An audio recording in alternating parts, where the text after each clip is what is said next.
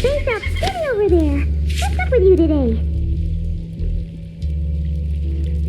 You feeling okay?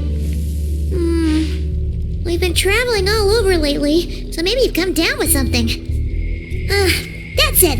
We're getting Baiju to check you over.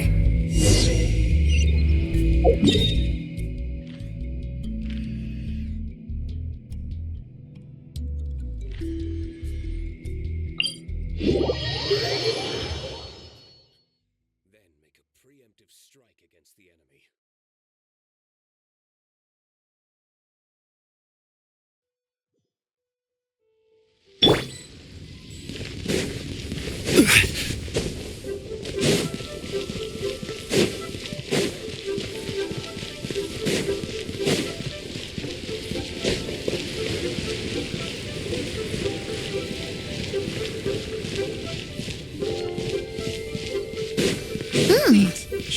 Baiju isn't in his shop. Oh, you're looking for Dr. Baiju. He's resting today, but he said to send any patients to the back room. Ah, okay. Thanks. We'll head on through.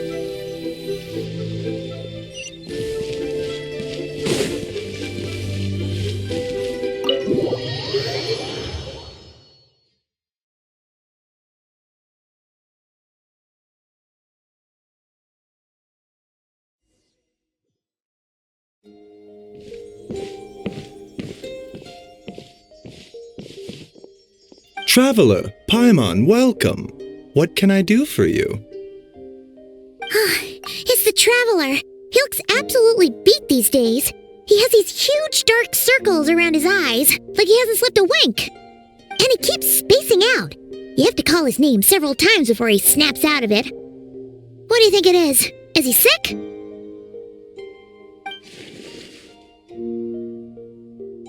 Very peculiar. In all the time we've been acquainted, this is the first time you've come to me with a health complaint. Come, let me take a look at you.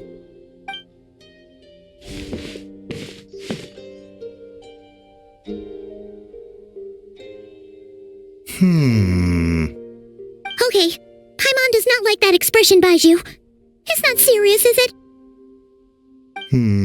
Complexion is good, eyes are clear, breathing is steady, pulse is strong. Physically, you appear to be in good condition, traveler. In theory, your energy level should reflect that. You should be feeling right as rain.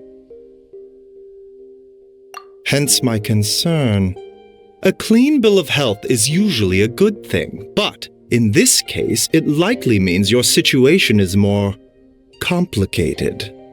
Physical illnesses come with detectable symptoms that can be used to diagnose, medicate, and cure the condition. But afflictions of a non-physical nature, they fall outside a doctor's realm of expertise. Huh? What do you mean, non-physical nature? Curses, dark magic, it's hard to say. It could just as easily be a simple case of mental fatigue. Why don't you rest here for a bit? Whatever it is we're dealing with, clues to your condition are sure to reveal themselves in time. Once we know the root cause, we can administer the right treatment.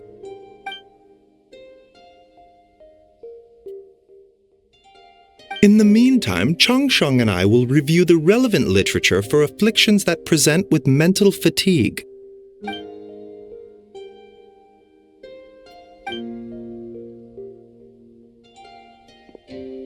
Oh, must be a rare condition if not even Baiju and Changsheng have seen it before.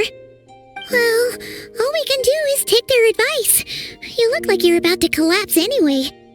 Just get some rest. Paimon will be right here by your side. Fingers crossed you'll be all better when you wake up.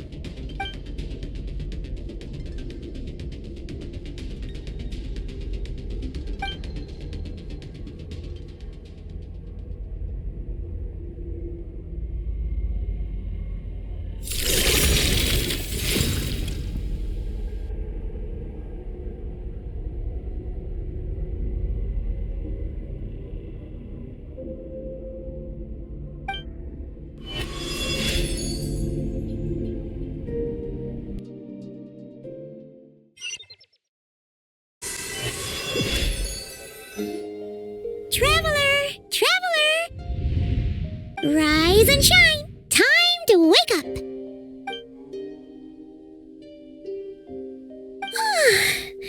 For once, you're making Paimon look like an early riser. It's already afternoon. Hopefully all that sleep did you some good.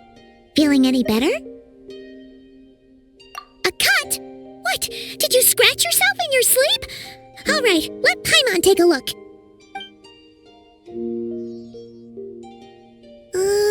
Nope, nothing there. Wait, did you have a nightmare? Okay, don't panic.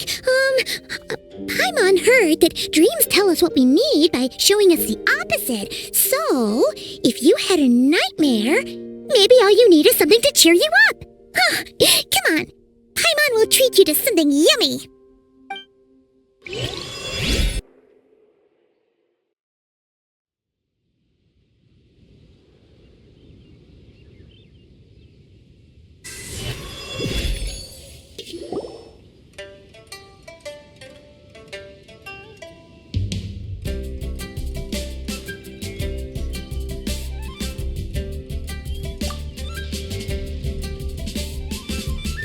What?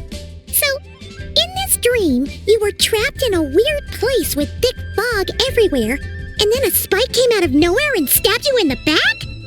Oh. Okay, well, that's a new one. Are you sure it was a dream? 'Cause from the way you describe it, it sounds like you were really there. But then again, you woke up right where you went to bed. And you were definitely in a deep sleep this morning. Then, it's decided. Paimon will stay up and watch over you tonight. If anyone tries to mess with you, Paimon will beat him up. Or, I'll wake you up first and then we can beat him up together.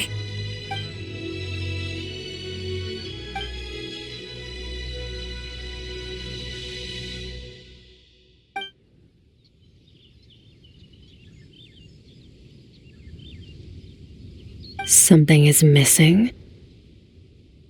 Did you just say something? The flesh remains whole, but the soul is incomplete. Left unresolved, the mind will wither away along with it. What the? Wait! Paimon remembers you! Your child's master! Skirk? Right! What are you doing here? The last time we saw you was at the Primordial Sea in Fontaine, right? But then we left and never learned where you went after that. Child's been looking everywhere for you, by the way. What brings you to Wanmin Restaurant of all places? You came here looking for us? And were you the one behind that hocus pocus just now? Tell me, what is it that you saw? Tight-lipped, huh? I suppose that's fair. You, I'll take a glass of wine. Oh, of course! Coming right up. We make this one in-house. It's not too strong. Enjoy. Chef Mao, I'll take a grilled tigerfish over here. Coming right up. If I knew we'd be this busy, I wouldn't have approved Shenhe's vacation. At the end of the day, what happens to you is of little consequence to me. I'm not here to try and win you over. Trust me or not, the choice is yours. If you want my help, now's the time to speak up. You have until I finish my drink. I was investigating an abyssal disturbance in the area and happened to notice you. Part of your soul is damaged, and the wound bears traces of abyssal corrosion.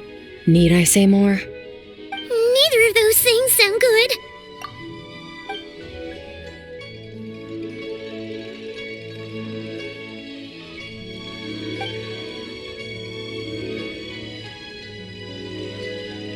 Well, should we trust her?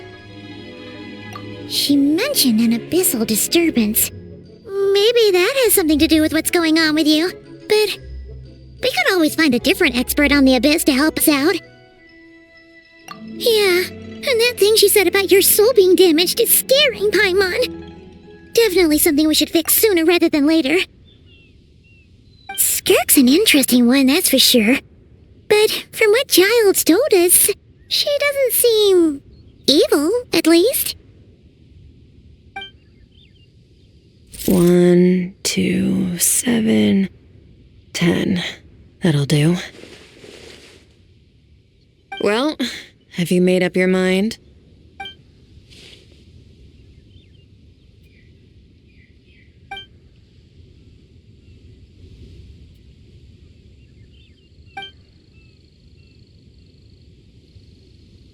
So that's all we know, Miss Skirk. Ma'am, can you help us? So, you couldn't disperse the fog. I understand. Come find me in the Gwali Plains when you're done here. Oh, and I left cash for the drink on the table. Settle the bill for me, will you? Oh, okay. Huh? She disappeared.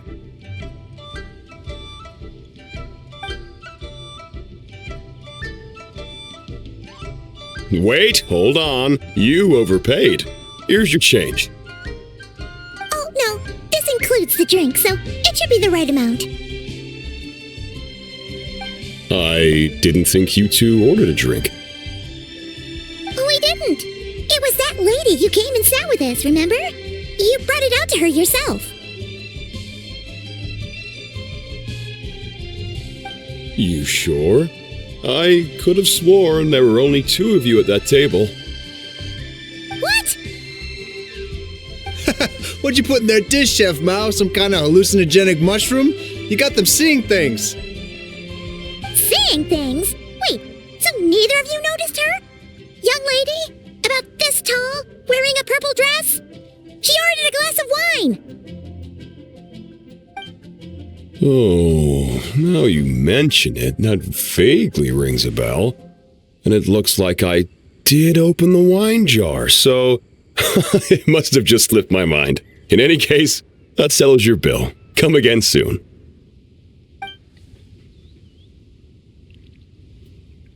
Coming! Okay, what was going on there? It's like they didn't remember Skirk being there at all. Even Paimon was half convinced we hallucinated the whole thing. But that Mora she left for us was definitely real. Oh, this whole situation is giving Paimon the creeps. But anyway, she told us to head to the Gwali Plains, right? Let's not keep her waiting.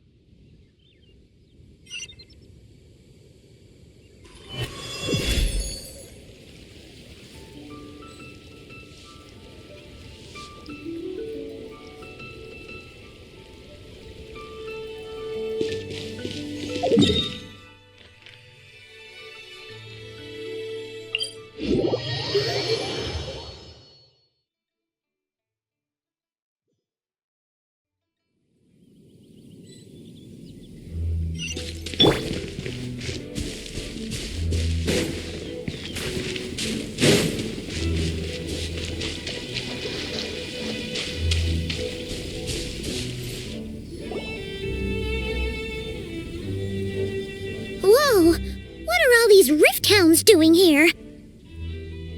Huh. Looks like they're collecting something. Oh, let's go check it out.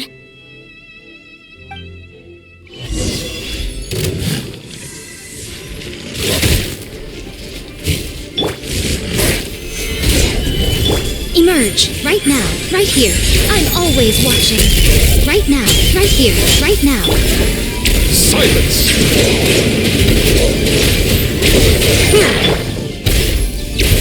Flames! Purge!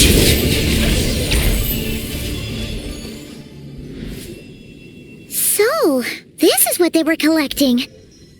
It looks... yeah. What is going on here? From the moment they are born, all beings with great power have an impact on this world. Even if their body is sundered and their soul extinguished, their influence remains. Gods are the most common example of that. The remnants of gods who fell thousands of years ago remain buried deep within the earth, carrying within them a warped will and a dark curse. Together, these remnants form what you call god remains, and it appears that some of those sealed here were dug up and removed. There are traces left, but they're fading fast. What are you doing? Nothing! Just wanted to make sure you were, real? She's definitely not a ghost traveler. Paimon poked her, and she's solid. Your life hangs in the balance, and that's what you're fixated on? Strange set of priorities. It was just a trick to avoid being perceived. If someone notices me, those memories are erased. Simple as that. Unlike you, I have no desire to establish a connection with the world. The weak and the lowly have no right to remember me. They're lucky they only have a few missing memories to show for it. Now, can we please get back on track? Okay. Where were we? Right. The god remains. So, basically, there's now less of them here than there used to be, right? Isn't that a good thing? In our experience, god remains are 100% bad news. A lot of terrible things have happened because of them. Maybe it's a good thing by human standards, but power doesn't come from nothing, and it doesn't just disappear for no reason. The remains aren't just gone, they were taken. Very clever, traveler. You aren't the only one who had something taken from you. There are victims like you everywhere. The only difference being, you can speak, and the remains cannot, so it went unnoticed. Something similar happened in Sumeru. Within the span of one night, countless consecrated beasts were slaughtered, and a large amount of the god remains buried in the desert went missing. Of course, god remains are just one of the targets. The culprit is chipping away at sources of power all over this world, including the Stella Fortuna above. Wait, you mean the stars? 42 of them have died out in the past few months alone. In Conria, people believed that powerful individuals have corresponding Stella Fortuna.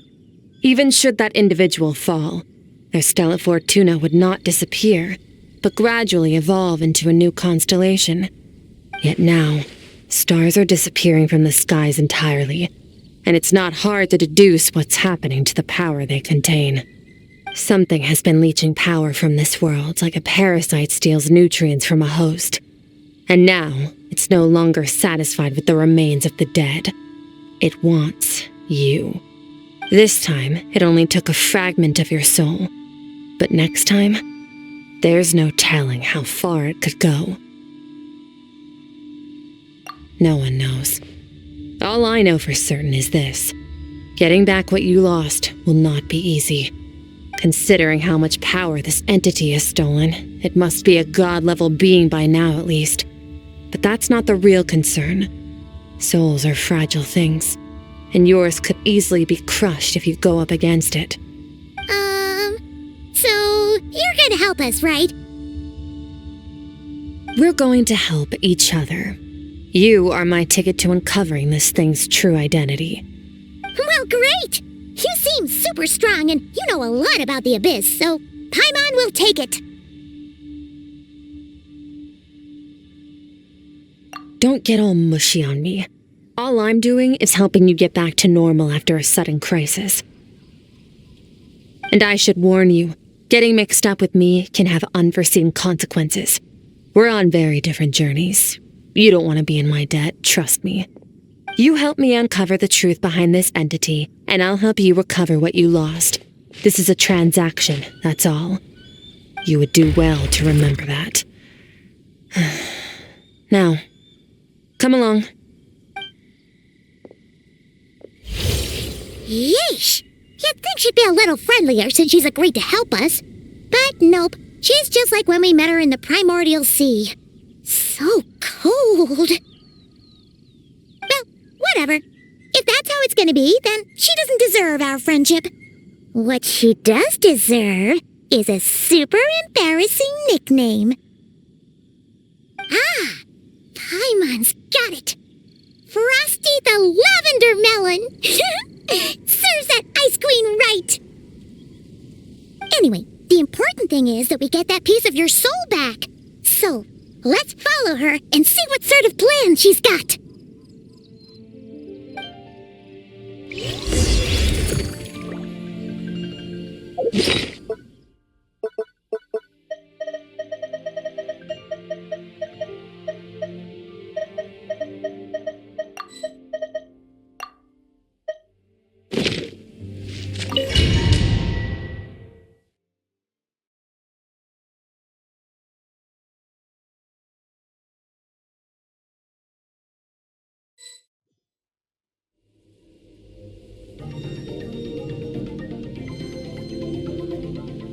Whoa! This place is way bigger than Paimon expected. Where are we? This is where I live. I suppose it's the closest thing I have to a home here. It is. I brought you here because time flows differently in this place. I don't know how much Ajax has told you, but when he fell into this space, I mentored him for 3 months. In that time, only 3 days passed in the outside world. Ajax? Oh, right! That's Child's real name! Yeah, Paimon remembers him mentioning something like that. So, a month here is equivalent to 1 day in the outside world? That should mean we're safe from that power-hungry soul snatcher for now, right? Yes, well, I didn't bring you here just to show you around. In the outside world, the traveler could be attacked at any moment. But coming here has bought us quite a bit of time. Now, we just need to figure out how to investigate that place you saw. The one full of fog. Both your description and the abyssal disturbance I felt point to that space having some connection to the abyss. It could even be a domain similar to this one.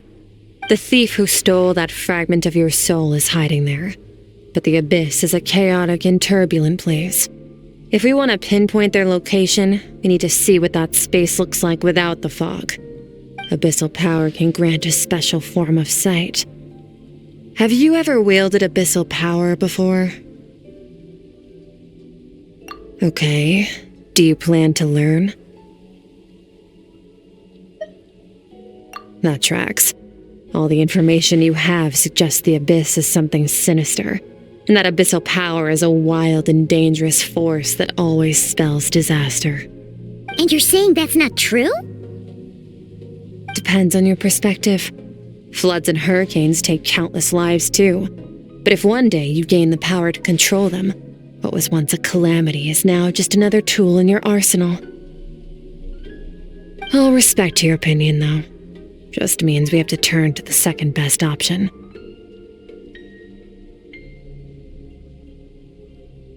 A little abyss crystal that contains my power. Wear it on your head, and we'll be able to perform dream mirroring when we fall asleep. Dream mirroring? It means experiencing whatever the other person is dreaming. Everything they see, think, and feel. Since you haven't studied the art of using abyssal power and have no plans to jump in the deep end right now, I'll have to do the investigating for you.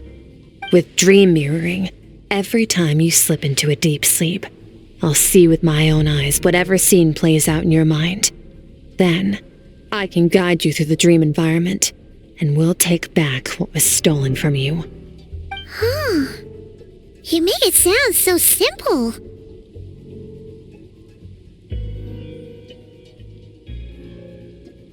Tough to say. This is an unprecedented situation for both of us. Even assuming we do manage to find where this entity is hiding. Like I said, getting your soul fragment back won't be easy. To play it safe, I need to give you some special training first. Wait, you're gonna teach him some of your martial arts? Does that mean the next time we see Child, we have to treat him like our senior? Do as you want. For my part, I don't see you as my disciples. You're already a pretty good fighter.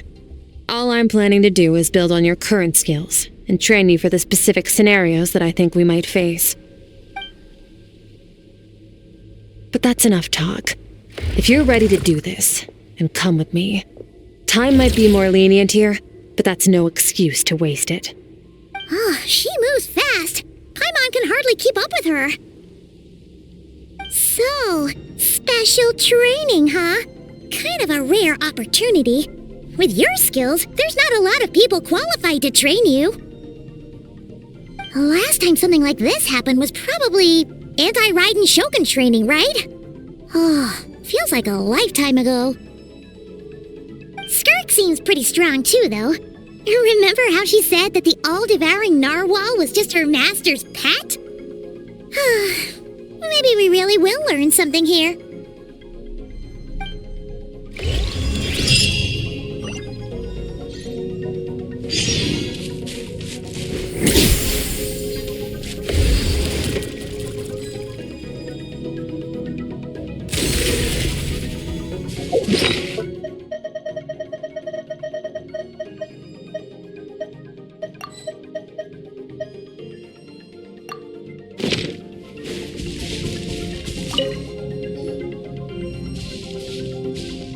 Ready? Bring it on! Your training will be split into 3 stages. Testing your blade work, elemental abilities, and reasoning skills. We'll start with blade work. You're no rookie in this area, so I won't bore you with the basics. During your long journey, you've no doubt sparred with a lot of talented sword fighters. Consciously or not, you'll have picked up all kinds of techniques from them. You bet! There's Kaya, Master Jean, Kuching. Oh, and Kazuha, Ayaka. Yeah, we've met sword masters like you in every nation we've been through. You sparred with a bunch of them too, right? Nice to know it's all gonna come in handy now. Don't get too smug. In sword fighting, techniques alone are not enough. You need a cohesive system to bring it all together. A style or school of fighting. To use the human body as an analogy, your style is your skeleton, the foundation, the framework. Techniques are the muscles and other flesh attached to the bones. This is where your strength comes from. Improving your sword fighting is like growing that body. If your frame got bigger and taller, but you didn't add any muscle mass, you'd be weak and flimsy. Then again, if you packed on pounds of flesh without a big enough frame to support it, you'd end up bloated and unwieldy. You need to do some introspection. Take a good, hard look at your past experiences and figure out which parts of what you've learned are just techniques and which parts can be used to form your own system of blade work. Only then will you get the full utility out of all your thoughts and observations along the way. Only then will every strike you deliver make perfect sense. Wait, is that it? Paimon thought you were gonna teach him some cool new moves. Like when you went swoosh and opened a tunnel to another place. One day, you'll reach a new level of power where you realize that even that's as basic a trick as any other. But right now, our sword styles are so wildly different that teaching you mere techniques is pointless. There are no shortcuts in the pursuit of power. Failure is your best teacher, and rigor is your coursework. That's all I have to say. Time to make a start. Train until you're satisfied with yourself. Now focus. Destroy the crystal columns as swiftly as you can.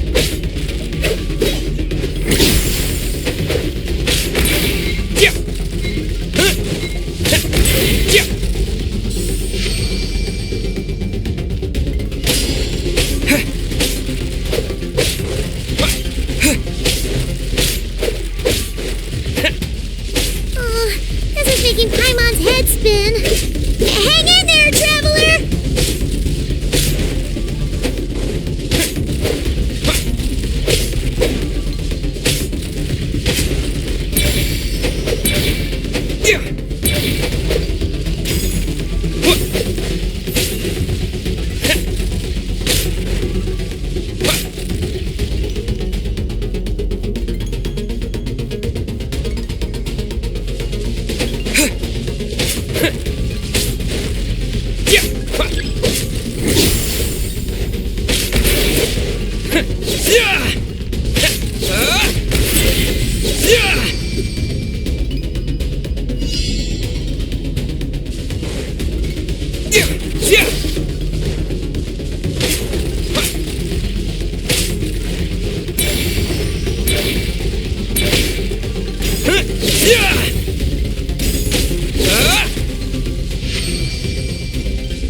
Stay calm. Use your head. You have to keep it together.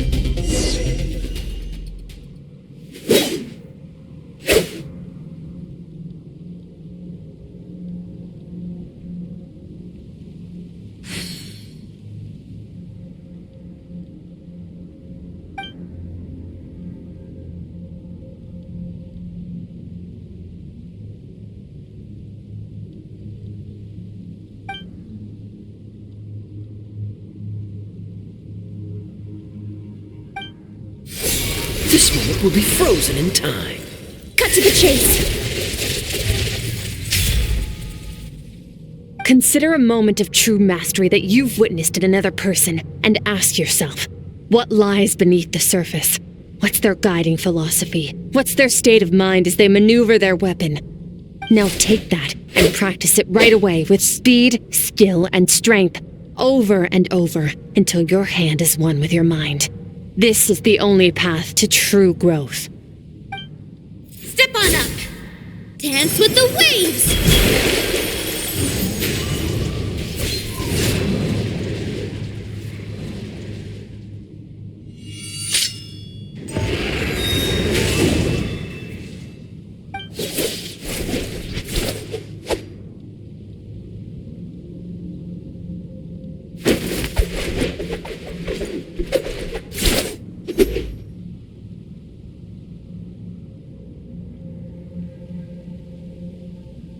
If you start to tire, empty your mind, but do not stop. Stay in that frame of mind as you keep up the fight. Get rid of all redundant movements. Imagine your sword is an extension of your own body. Wield it just as you wield your arms, hands, and fingers. 'Twas on a deserted, moonlit night that the hero approached the vile dragon's limpid lair. Rain Cutter! Feathers fleeting wet, the white heron treads water, a sight without flaw. Master of Inazuma Kamisato art Tachitsutsu.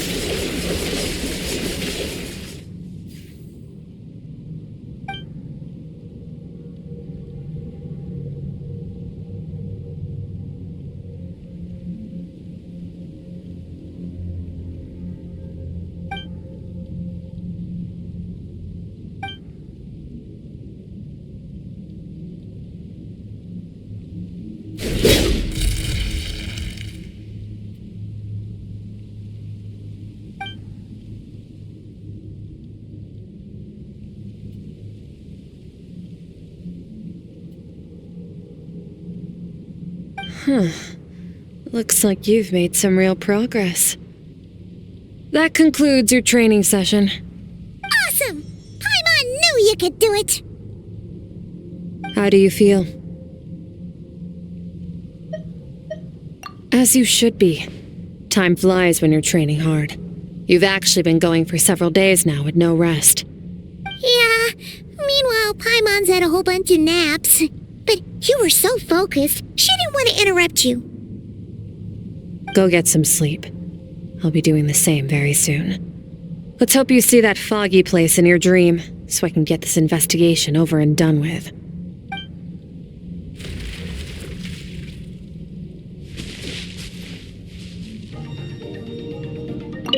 Sometimes, you have to practice a single movement 1 million, maybe 10 million times, before the breakthrough moment comes. Nothing in the outside world can help you in this process.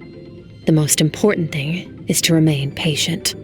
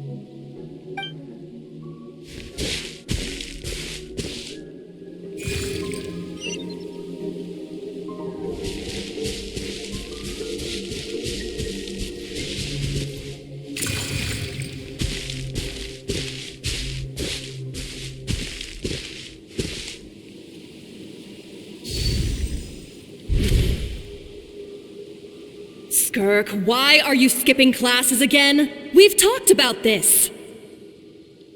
'Cause he's a crabby old man, and he's a boring old man. I don't like going to his classes. Excuse me. You shouldn't talk about your teacher like that. It's very disrespectful. All right, let's not get into a big fight about this. Skirk's learned what she needs. There's no point forcing her to sit through more classes if she doesn't want to be there. But I'd still love to hear about what you got up to yesterday. Why don't you tell your dad all about it? I went diving, and I saw this huge fish. I never knew they could get that big. It looked kind of dumb, though, with that stupid big fat head. I tried to shake its fin, but it just spat water at me. Oh, and today, I'm gonna go to that prairie up north. There's supposed to be this giant bird there that can spit fire. I bet if I climbed on its back, it could fly me all the way to the stars. Then I suppose your old dad should get one as a pet too. Otherwise, how are you gonna hear me call you for dinner up there in the stars? When it's time to eat, I'll come back on my own, Zilly. Anyway, gotta go. Bye, Mom. Bye, Dad. Wait! Put on a coat at least. You'll catch a cold. I'm talking to you, young lady. You spoil that child, you know. Ever since that merchant ship arrived, she practically lives outside. Always going on about exploring the beyond one day, whatever that means. Let the kid do what makes her happy. Besides, we both know you're all bark and no bite. Come on, our little adventurer is gonna be hungry when she gets back. Let's get started on dinner.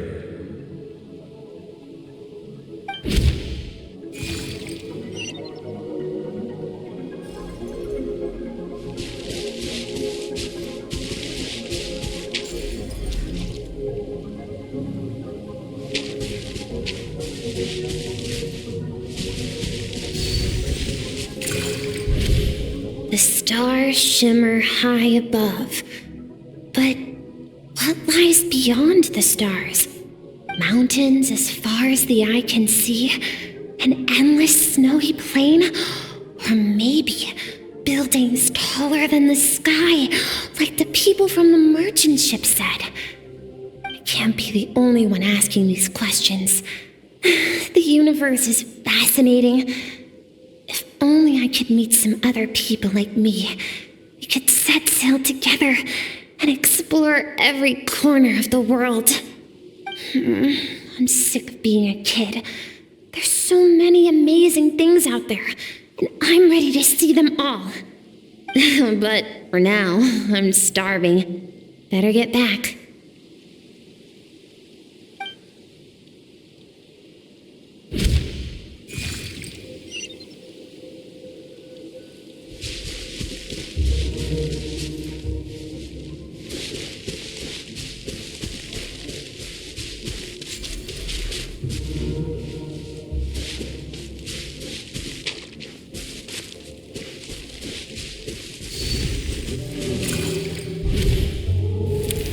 Don't let a single one of them get away! No, please, spare the children! Stay back! They're coming! Run! Help! Eliminate the threat. Take them down. Don't be scared. Help! This way! We'll never make it! Fire! There's fire everywhere! What happened? I told you we shouldn't have trusted these outsiders!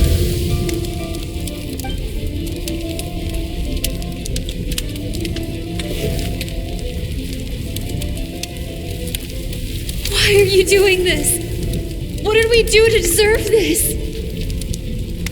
We welcomed you with our finest food and drink, showed you the best our home has to offer, gifted you cloth dyed by our own hands. And this is how you treat us? Run! Save yourselves!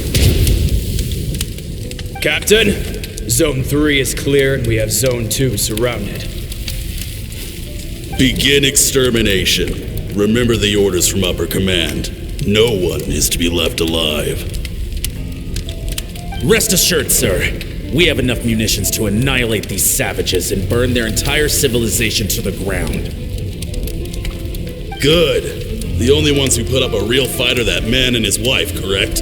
What's their status? We shot the man in the ankles and the wife broke her wrist attempting to fight back. They won't be doing much more fighting. They're holed up in their home for now, but they won't last long. To prevent them from making some kind of last stand, we're planning to clear out the other zones first so we can send a bigger squadron to surround them. Well. Turns out some of these beasts do know how to use their claws. Now the threat these savages pose will be undeniable. Let them cling to what's left of their lives for a little longer. Once the other zones are cleared, I'll cut off their heads myself.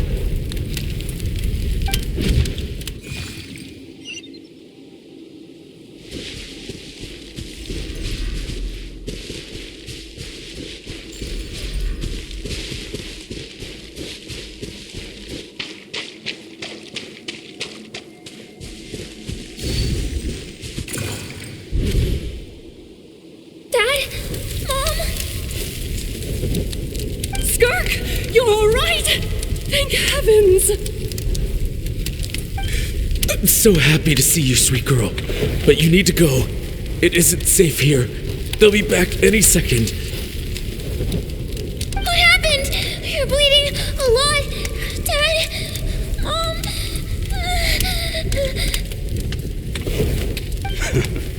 This is the place.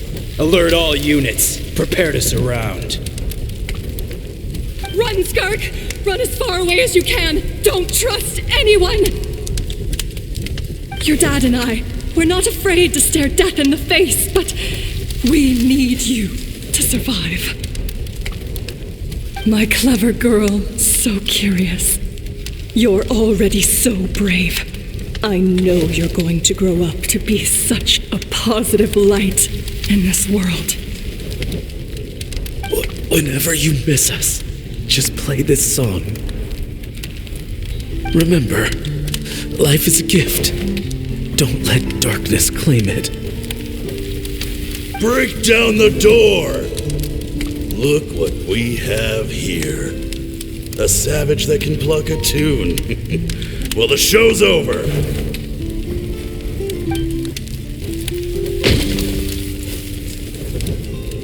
You! Stop singing! Shut it! I said shut it or I'll make you! Fine. Have it your way!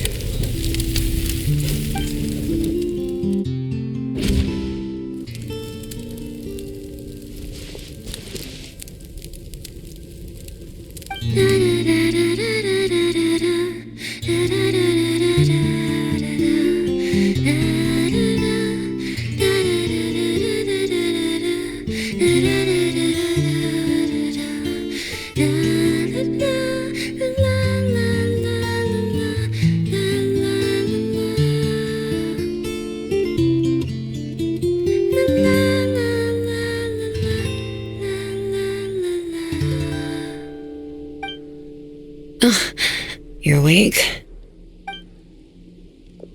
I found a few clues while you were asleep, but it's only a start. Now, time for the second stage of your training. This time, the focus is elemental energy. Come find me when you're ready to begin.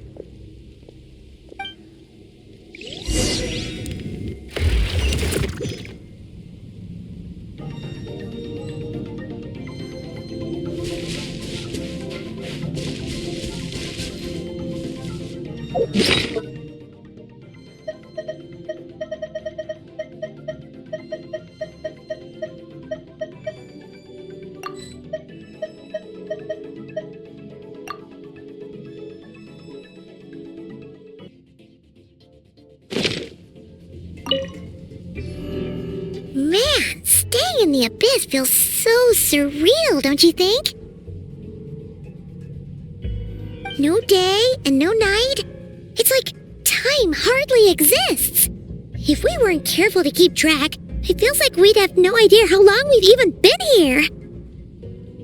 Well, except for the fact that Paimon still gets hungry like clockwork. You go do your training. Paimon's gonna grab a bite.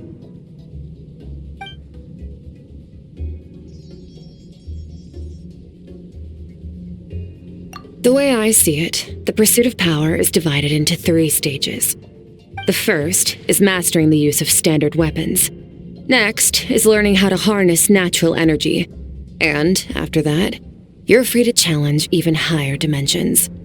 The natural energy of Teyvat is, of course, elemental energy. But that's not my area of expertise. I draw from a different source of power. Abyssal power, yes. Also known as the power of the Void Realm. My master, Sertologi, is a true expert in that area. After all, he was one of the group of 5 that infamously stole the all-encompassing power of the Abyss, an act for which the people of Conria gave them the epithet, the 5 Sinners. The elemental energy of Teyvat, on the other hand, is derived from the power of the Light Realm. These 2 forms of energy exist in direct opposition to each other. Suffice to say, there's not much I can teach you this time.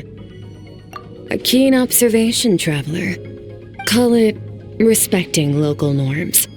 The Abyss stands in direct conflict with the will of this world. So, to make my life easier, I disguise my power to make it appear cryo-like in nature. It's a technique I learned from some Conrian ruins, known as the 7 Shifting Serpent.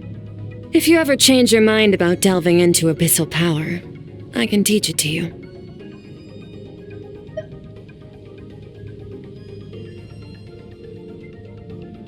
So I've heard. You seem to have a knack for removing abyssal power. But is purification really what's going on there? Like I said, power does not simply disappear. Just thinking out loud. Let's focus on your elemental training. That's what's gonna help us if the situation gets tricky. True growth comes from adversity. but only if you make the choice to pick yourself up again every time you fall. So, it's time to push yourself to the limit, and then keep pushing. This is the only way to advance at pace. Use the power of Animo to clear the field as fast as you can.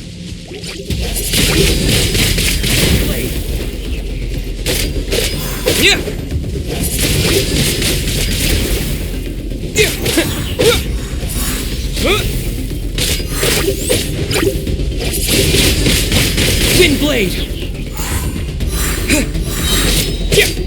With the wind!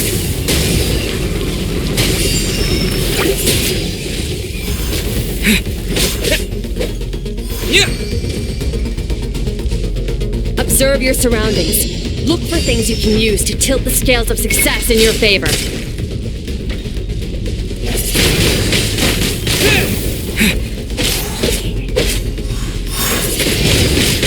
Wind blade!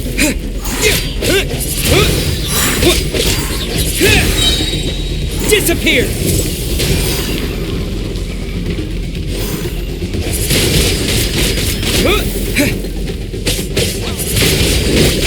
Wind blade!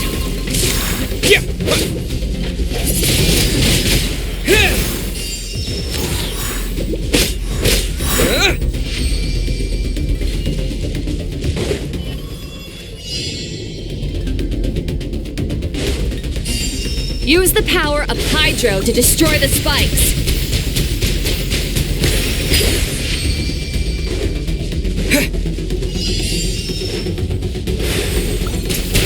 Faster. Don't give them a chance to strike you. You need to be quicker than you were in your dream.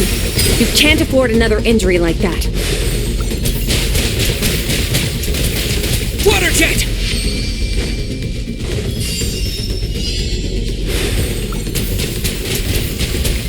Go!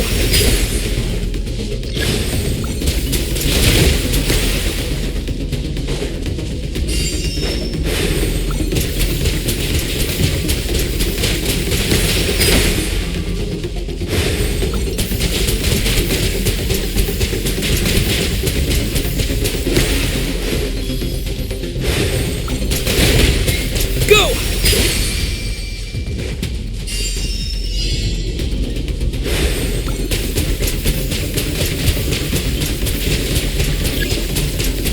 Water jet!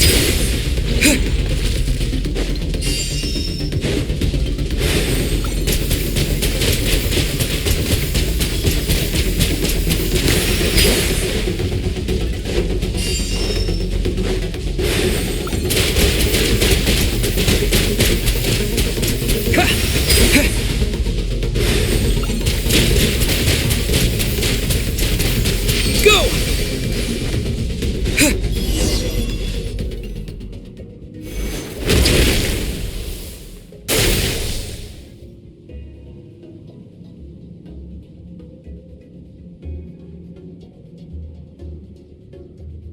You need to understand what makes you special.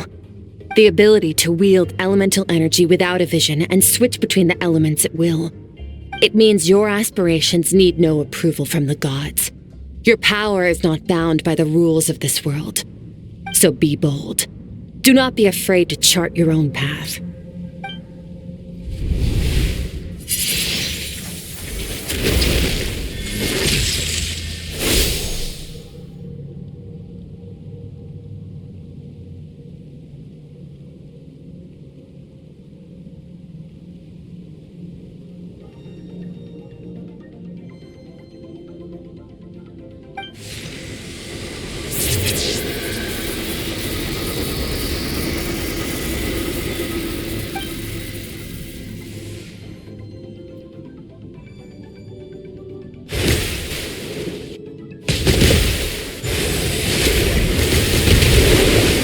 Very good. It seems you've reached a deeper level of connection with the elements. Long enough for you to lose yourself in your training, which is a good sign. Relentless practice with the elements has drained all your strength, but it's also what allowed you to make progress. Get some rest. When you wake up, we'll proceed to the final stage of your training.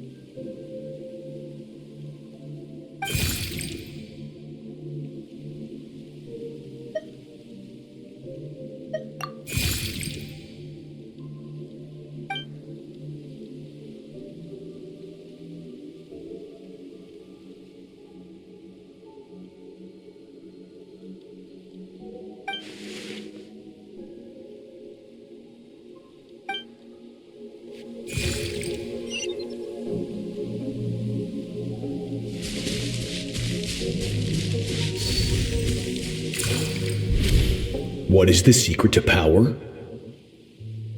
Longing, hatred, self-preservation. No, it is fear. The fear of losing those you love. The fear of watching your home burn. Fear of loneliness. Fear of death. Fear is the source of evolution. It forces humanity to adapt to their environment and overcome hardship. It is in the process of prevailing over our fears that we surpassed first ourselves and then the rest of the world. That fear is now part of you. It calls on you to evolve. And it is time to answer.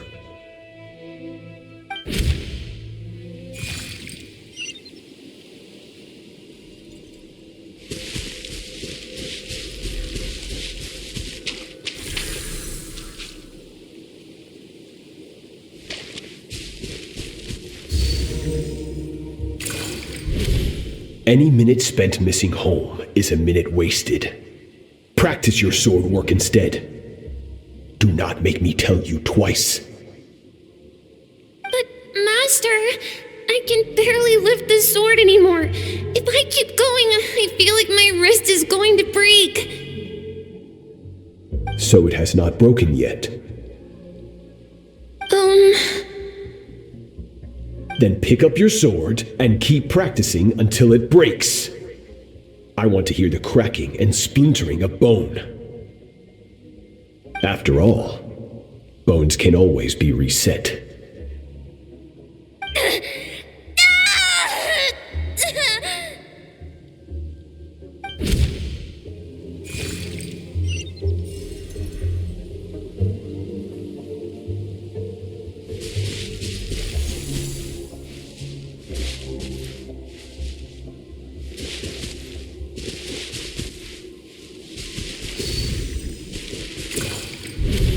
Good, Skirk.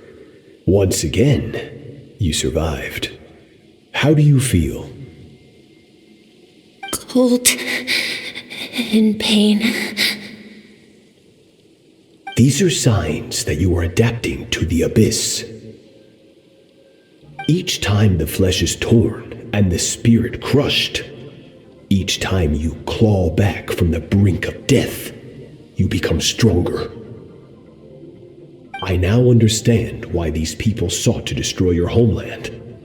Your potential goes beyond even what I could have anticipated.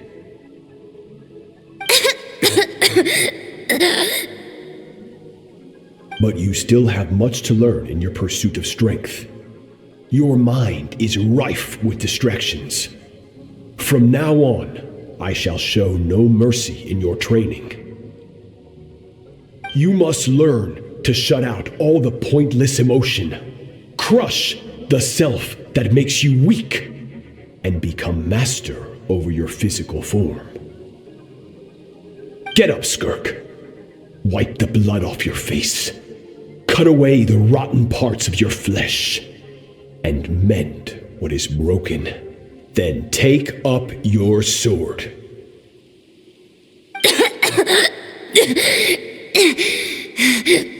Yes, Master.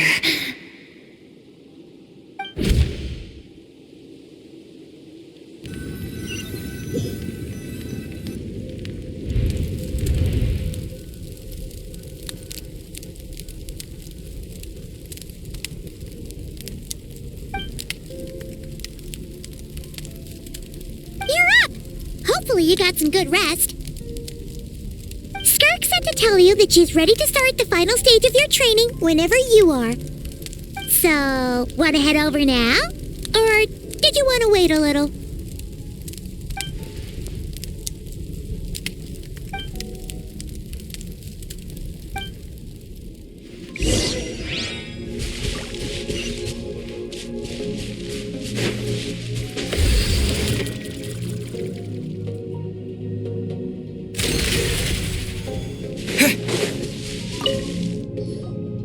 From your training so far, you have gained better command of the sword and more control over your elemental abilities. That's only part of it. Experience is the real teacher.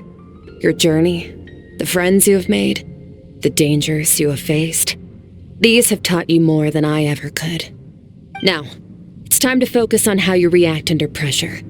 You must be able to think rationally, even in unpredictable combat situations. To simulate this, I'm going to attack and you're going to block. Ready?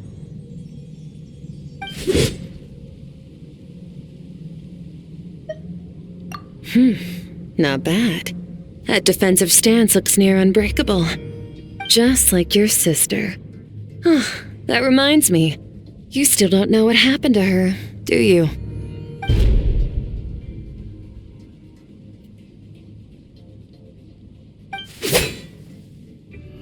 Hey, no fair! That's cheating! You think every opponent has the same moral code as you? You can denounce their deplorable methods all you want, but only if you live to tell the tale. The dead don't get to complain. Strong emotions will always arise in combat. Anxiety, anger, fear. But a true warrior is never at their whim. Only when you are free from the influence of emotion can you make the right choice, no matter the situation. How amusing. Almost sounds like you think you know me. But you don't. You can choose your own path. We are not the same. Let's begin. Try to use reason over emotion. Make the most rational and advantageous decision in any given moment. This is your final training session. Look alive. Same drill as before, but this time I'm going to interfere. Hold your focus.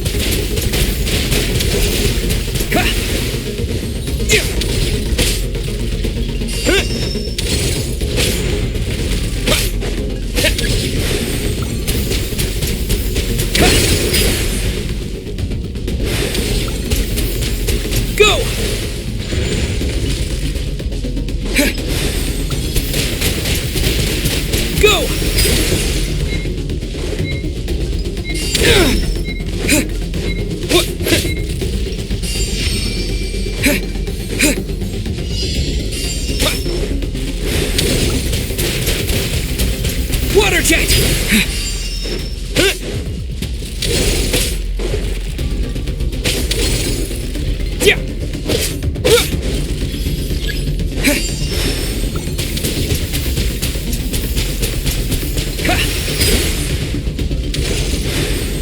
Water jet!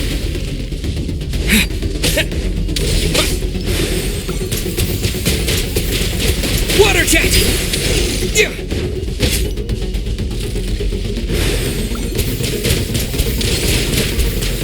Go!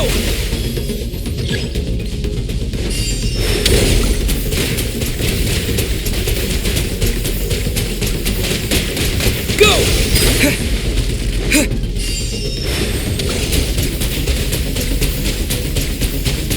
Go!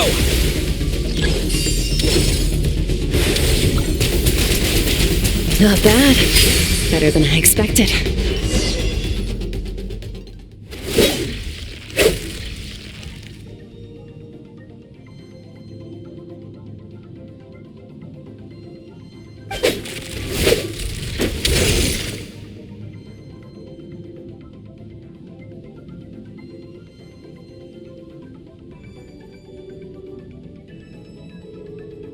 You're getting the hang of it. The first step to controlling your emotions is controlling your mind. You want a unified train of thought. It all comes down to focus.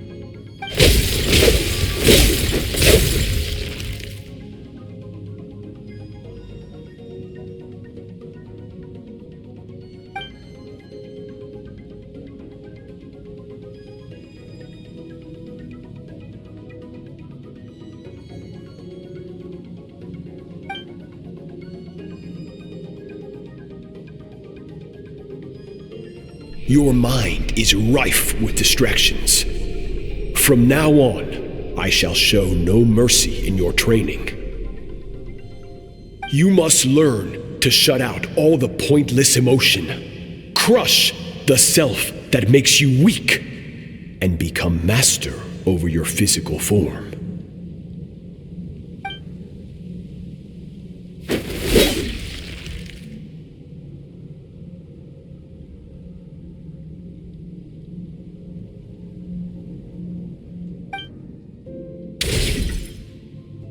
Stop. Let's pause here. One look, and I can tell your mind has wandered. That's to be expected. There's a limit to how long a human being can concentrate on one thing. Staying calm and focused sounds simple in theory, but in practice, it's more demanding than sword work or elemental abilities.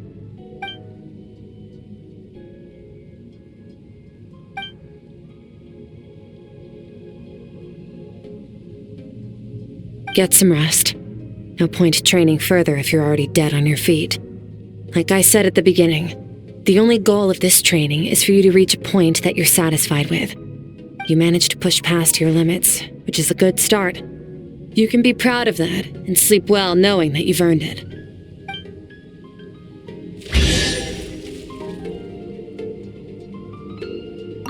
Warriors will train day and night to perfect their skills, but when the battle comes, their fate may be decided in a matter of minutes.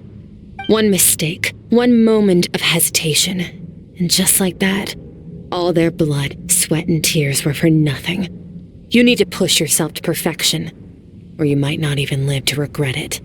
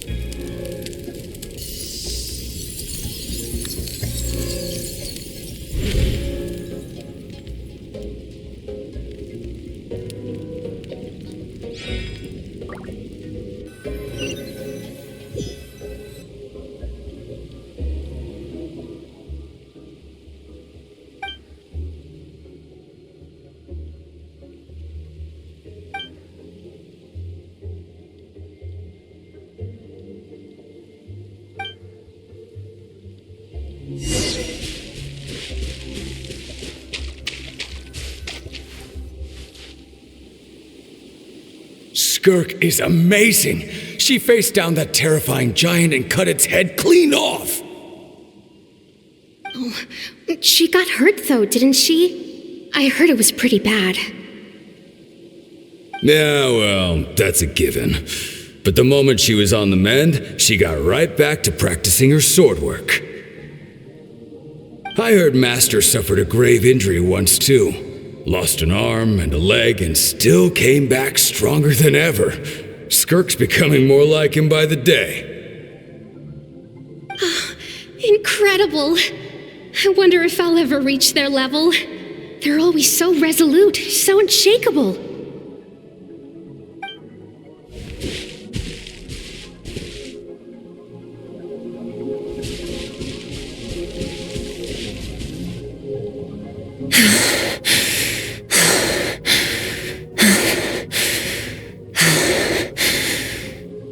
Pathetic. You're not even trying. You're so much weaker than you think.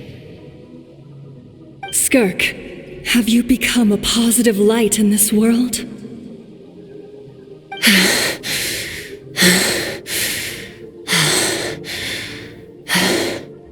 Do you even remember how many of us perished in that fire? How many bodies were left to rot on the scorched earth?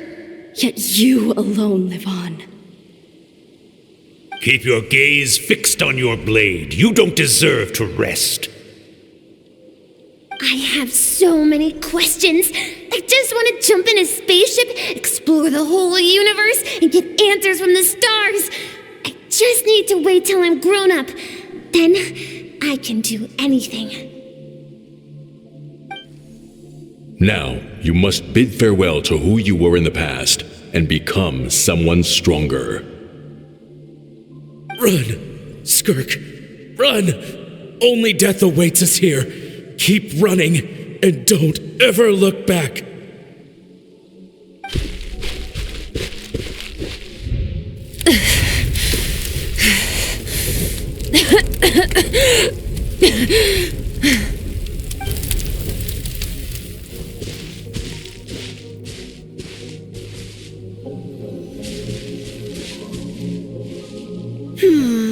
Let's see here. First things first, you need a new identity. Going around telling people you're from somewhere beyond the stars won't do, now will it?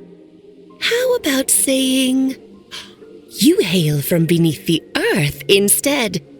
As the Conrian saying goes, venturing out into the universe and down into the abyss are the same in that both are braving the dark unknown. Well, I'm a visitor on this planet, so I'll follow the rules. Ah, splendid. That saves me quite a bit of trouble. Let me offer you a piece of advice in return, although it might not be what you want to hear. I know the pursuit of strength is important to you, but taking a moment for yourself every once in a while is never a bad idea. Ignore her existence for too long, and there will come a day when you can no longer hear her voice.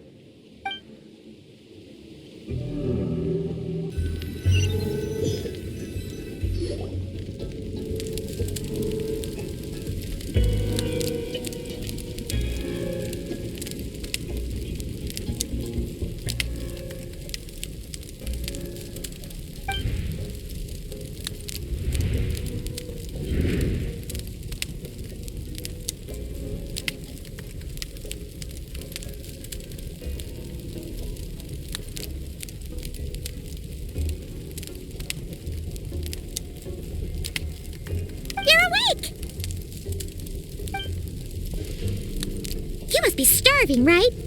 Ta-da! A barbecue feast just for you! Of course you are! That's why Skirk and Paimon got this all ready for you. Dig in, before it gets cold. Ah, well, if you're around someone long enough, it's bound to happen. Plus, Skirk can cook. So, Paimon decided she can forgive the whole Ice Queen thing. Paimon's not one to hold a grudge. Here's an idea. Let's save the chit-chat until after the meal.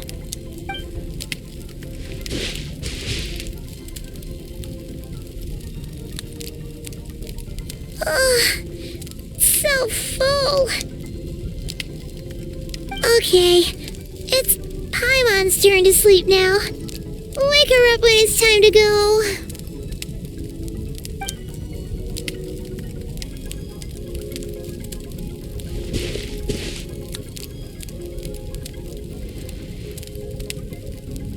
I have good news.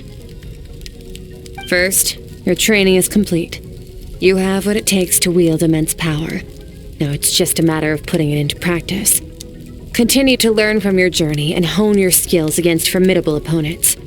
Second, I've located the culprit we've been searching for. Next, we just need to retrieve the missing part of your soul, and our business will be concluded. When Ajax trained with me, he once told me he was bursting with questions. So I allowed him to ask me 3 of them before he left. You and I may never meet again, traveler. So if there's anything you want to ask me, now's your opportunity. Just like Ajax, I'll answer 3 of your questions.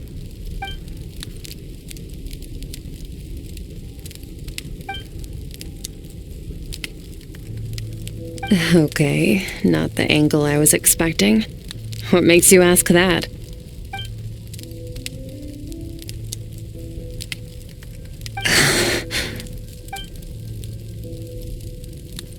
I knew that was a possible side effect. Closed off my mind to you for that exact reason. Even with the dream mirroring, you should have seen nothing but endless darkness.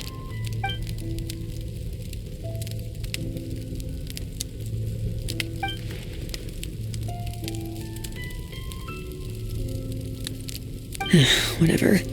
Must have been a flaw in my execution. I shouldn't be too surprised. Due to some recent circumstances, my self-control has been lacking as of late. Since you've seen what you've seen, there's no reason to hide the truth. All I ask is that you keep it a secret. No, I'm not from Tevat. I'm from a different planet. And there was a time when I journeyed through the stars. A lot like you in some ways.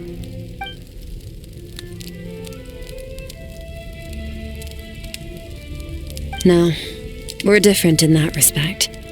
You're influencing the fate of this world.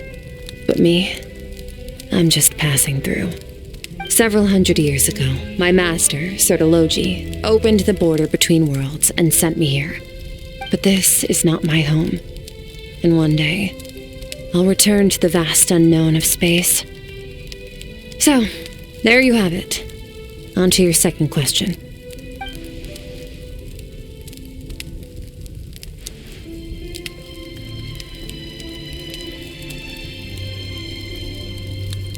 To become stronger.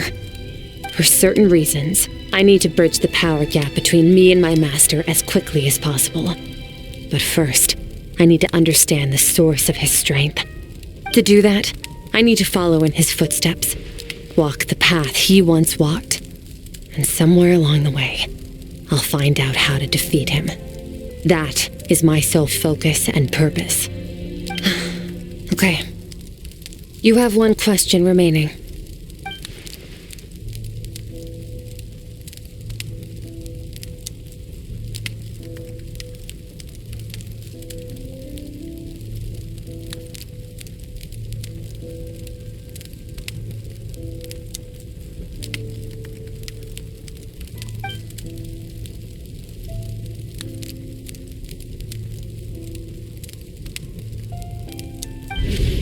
You make it sound so easy. Ever since the incident I experienced there, I've never stopped searching for Master Skirk and that unknown abyss.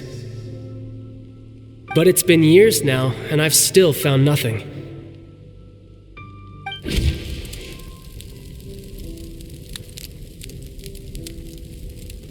Well, your last question?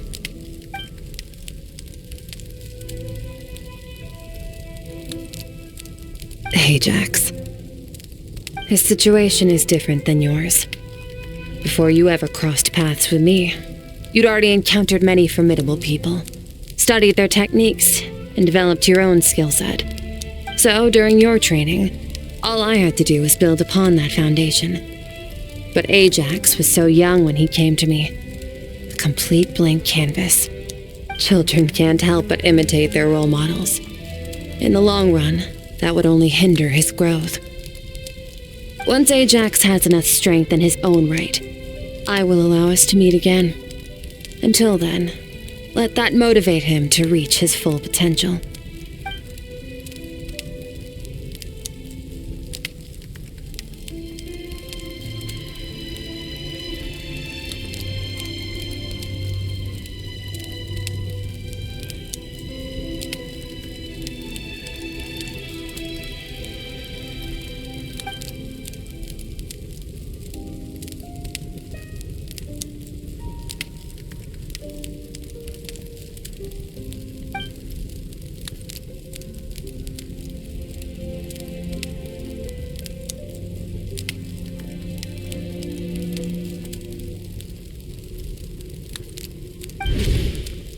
Unlike you, I have no desire to establish a connection with the world.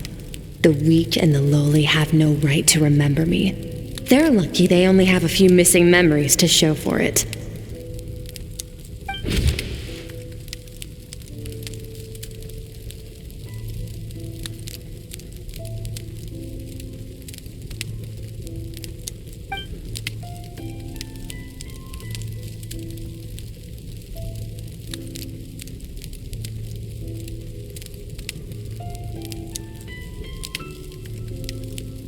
Wake up your companion.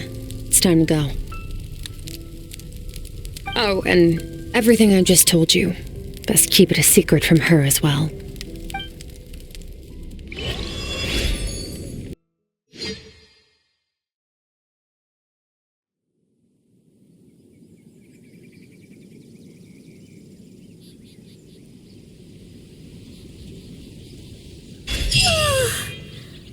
good to go. Oh, finally. Where are we headed? Just follow me. I'll open an abyssal rift close to the culprit's location. It will take us to where he's hiding.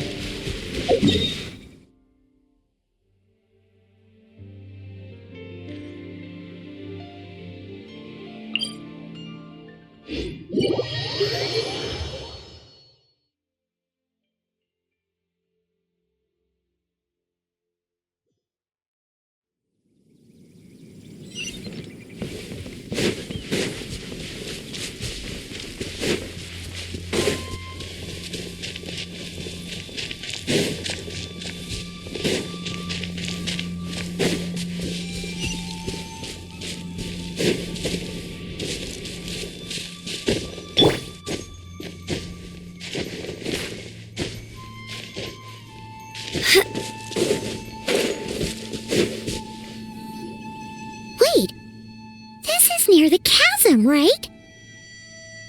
Yes. If we enter from here, we'll be able to reach that place from your dream. You have some experience with abyssal domains by now, but still, this is someone else's territory. Best to proceed with caution. Don't worry, Paimon's an expert at hiding behind other people for safety. Oh, but, that means you need to stay safe, traveler. All right. Remember your training. Time to put it to use.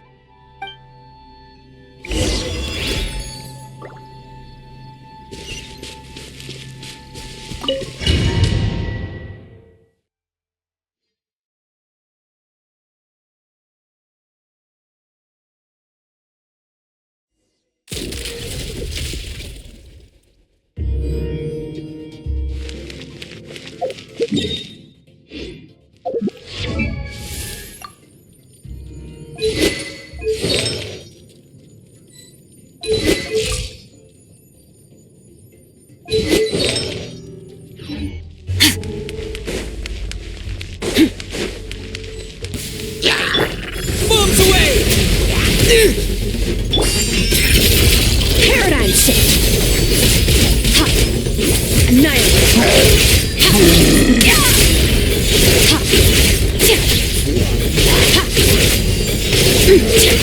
Yeah!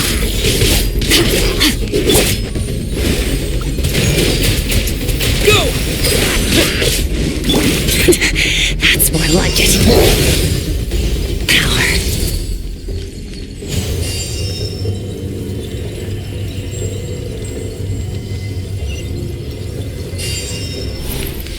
Whoa! Look at all these spikes! Careful! Don't get hit! You know what? Paimon's just gonna float behind you. Come on, you got this!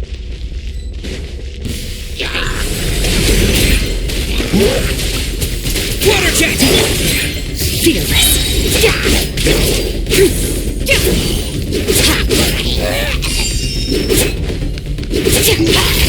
Into the void! Fearless!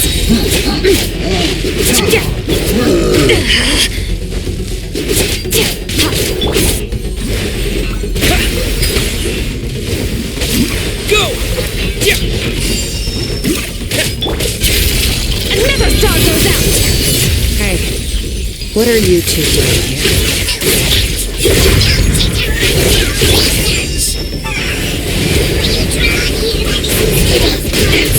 Dusty.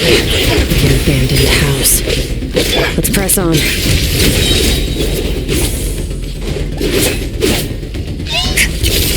Paradigm shift!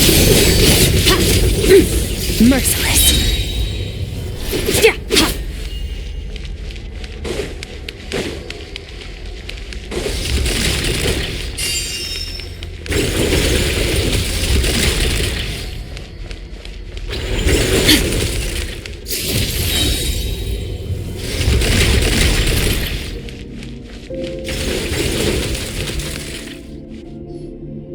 Oh, looks like this is a dead end.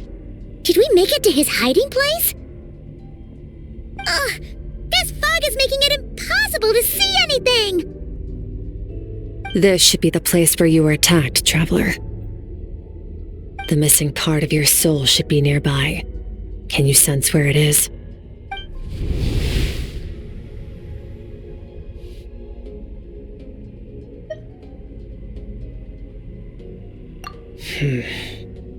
Our opponent must have covered his tracks just in case. Otherwise, you should have sensed it much more strongly.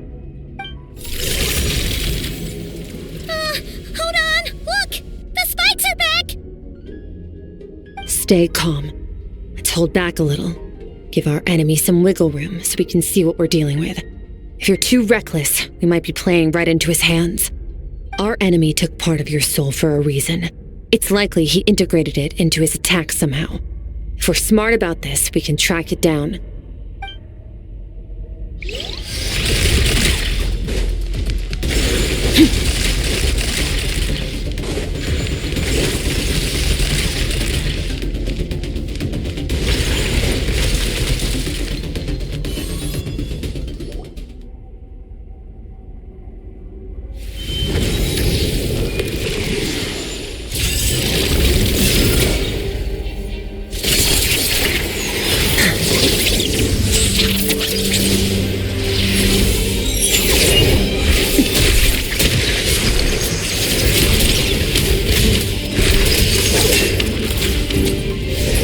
From the start, the attacks have been focused on me.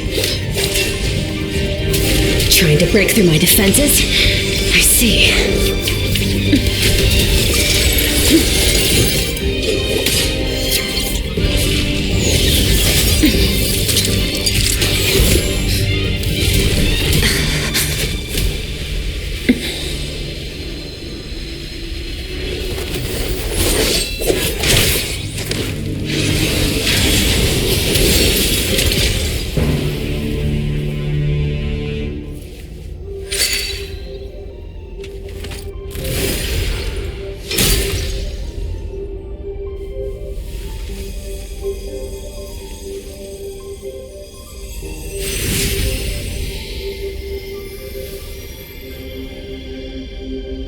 There. I got it back. Traveler! Skirk! What happened? It looked like Skirk just got...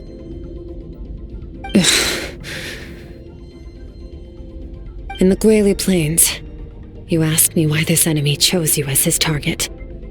Now, the answer is clear. It's not just the fact that your strength is impressive. It's also because of your ability to, as you put it, purify abyssal power. Whatever that actually means. The fact is, that ability allowed him to do something that should have been completely impossible. Namely, break through my defenses and steal my power. No, he couldn't have known I'd come to his domain. He only stole your soul fragment because he knew the value of its power. I doubt he expected it to come in handy so soon. Call it fate, if you want. I believe that's the term they use in this world for arbitrary coincidences like this. In any case, it works to our advantage. Once I realized what he was using that power for, it gave me the chance to get back what you lost. I'll cope. Well, done gorging? Good. Time to answer some questions. How did you get the power of the all-devouring narwhal? The all-devouring narwhal? Oh, of course! Paimon knew that spike thing looked familiar. It looks just like that narwhal's horn! I highly doubt you acquired that power through your own strength. Tell me I'm wrong. You're desperate enough to scour the land for god remains and whatever vestiges of power you can find. That alone proves you wouldn't be able to defeat a creature like that. Which leaves one possibility. You know my master, the Foul, Sertologi. The Foul? Who dares call him Foul? Sertologi.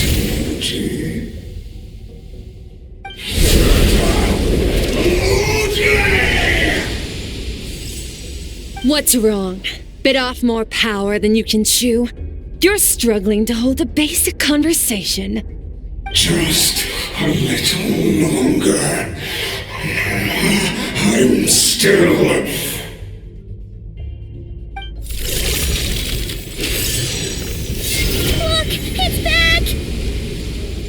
Those obsessed with power will let it devour them before abandoning their pursuit. Keep calm and use reason to decide the best course of action.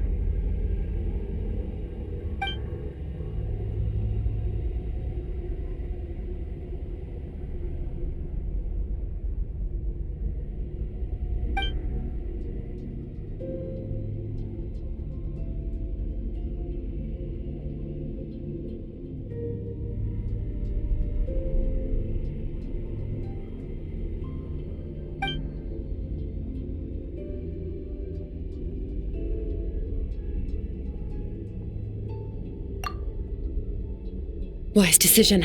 Final victory doesn't always come after a single battle. You've got your soul fragment back, so we both got what we came for. Let the enemy draw breath while he can. It won't be for long. Get us out of here, traveler. You'll need to lead the way this time.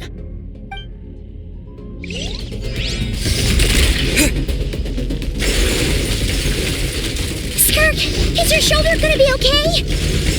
The wound is minor. It'll heal in no time. You should focus on getting out of here alive instead.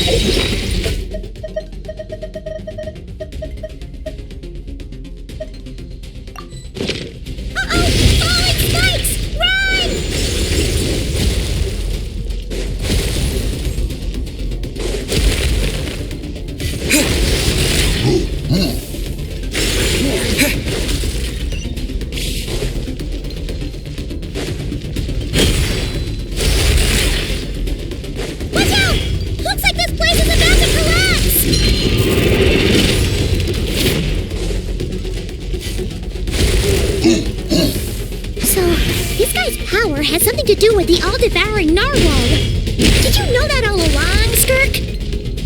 I had my suspicions. That's why I decided to investigate in the first place. But suspicions only get you so far. I needed to verify it for myself.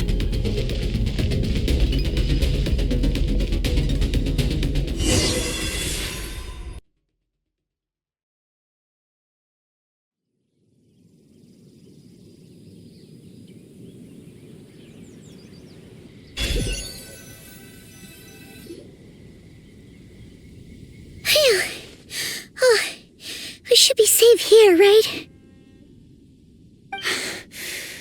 I no longer sense his presence. Can't have followed us out of that abyssal domain. Weaklings like him will find that my power is not so easily controlled. He won't be leaving that place until he's managed to digest it. You seem surprised. I suppose that's fair. You've seen but a fraction of what that whale is capable of. That gaping maw could swallow a planet whole. It's called the all-devouring narwhal for a reason. Devouring is what it does best.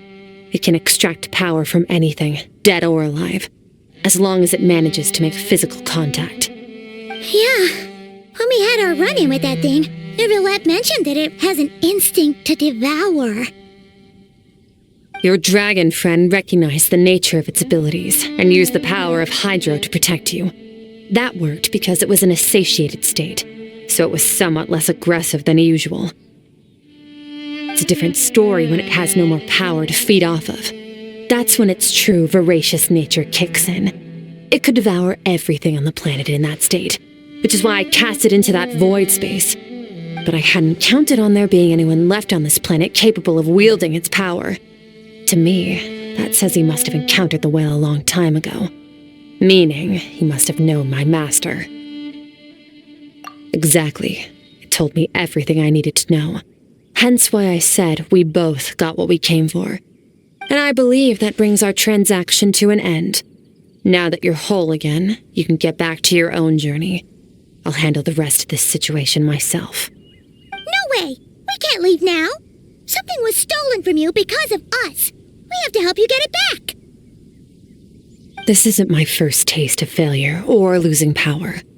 When you fall, you get back up again and become stronger. That's how it is. But what if that monster finds you before you're all better? Plus, how are you gonna get home. It's not like you can just go swoosh and open a door to the abyss again. Not without your full strength. So, sticking with us for the time being doesn't sound so bad, does it? Fair enough. Then take this. What is it? The bag of Mora. Nothing in this world is free. I know that much. I'll leave the planning to you. Hurry up and decide where to go. We shouldn't linger. We should take Skirk somewhere she can rest. But where? Paimon gets the feeling Skirk wouldn't like being around a lot of people. Oh wait! Baizhu said we could rest in the back room of the pharmacy, didn't he? Let's head there! He'll know something about Master. I'm sure of it. Next time, I need to be ready. Fine. It was just a scratch. It'll take time to recover my strength, of course. But adapting to situations like this is nothing new for me. Oh, this. It's a star crystal suit. Abyssal energy is scarce in Tevat. Wearing this helps me access it more freely. It stores concentrated abyssal energy that I can draw from on the go. When the energy runs out, it reverts back to its original form. Found somewhere to rest. Well, lead the way then.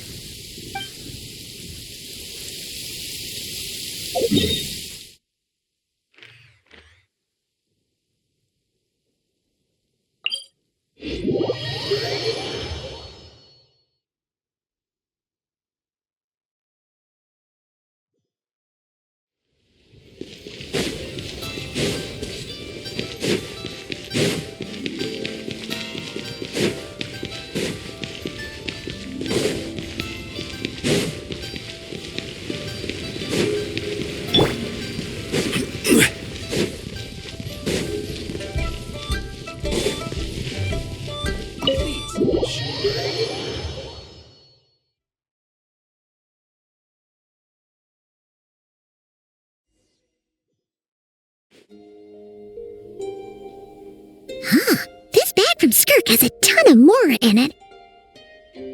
Does she have a job or something? Wait, no. After what we saw at Wamin Restaurant, that seems impossible.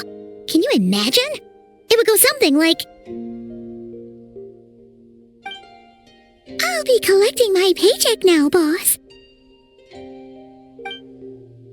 Oh, sure thing. Wait, who are you? Have we met? Can't hold a job if you make everyone forget about you. So, what did she do to get all this Mora? Claimed some buried treasure, took care of a few monsters that were causing trouble. Nothing untoward. It's safe to use. You heard all that? A sonorous voice like yours is hard to miss. I wouldn't be surprised if the sound of it traveled to the nearest mountaintop. Then, did you by chance happen to hear Paimon's little, joke earlier? You mean when you called me Frosty the Lavender Melon? No, sorry. Paimon totally misspoke just now. She didn't say that at all. It was, a Paimon lookalike. Yeah, she's a piece of work, that one. Always impersonating Paimon and giving people weird nicknames. Okay, fine. The truth is, Paimon didn't like you all that much at the start. But things are different now. You helped the Traveler in a big way, so... What do you say? Friends? I noticed there was only one bed. Go ahead and get some rest. Wait, what about you?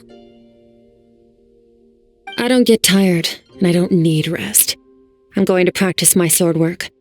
That should help me regain some strength. But your shoulder... Hey, don't just leave! Whatever.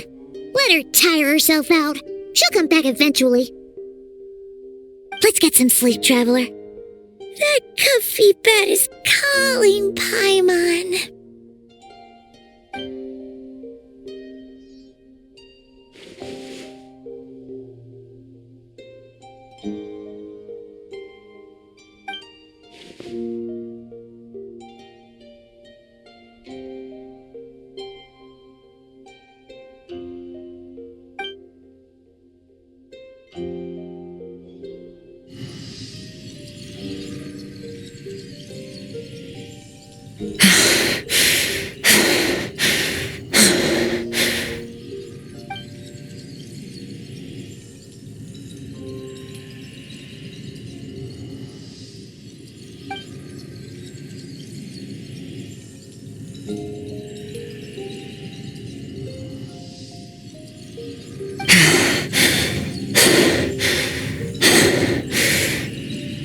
quiet.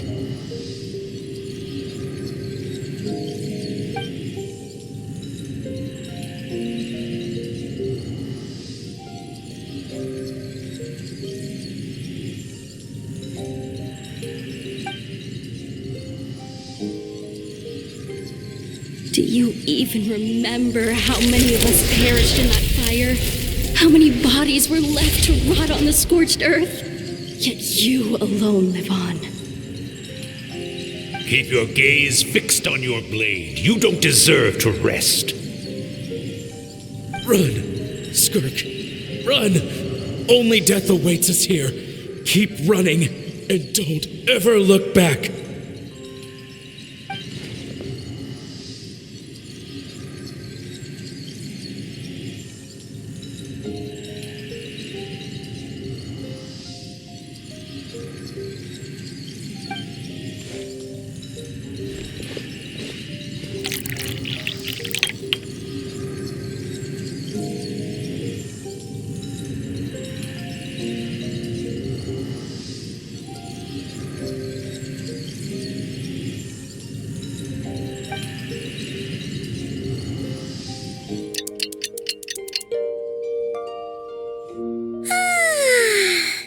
Getting an early night's sleep is the best. That bed was so comfy. Wait, Skirk? Have you been sitting out here the whole night? The bed's all yours if you want it.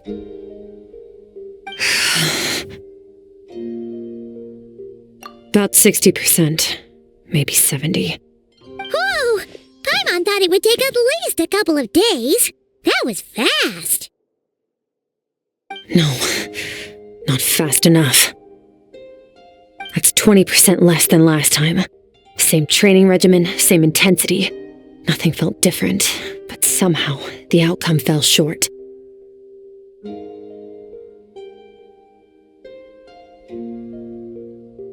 No, I think the problem's with me. I need to meditate for the next 2 days. Deep introspection should help me find the issue. Ooh, sounds intense. We'll watch over you in the meantime, then. Thanks. See you in 2 days.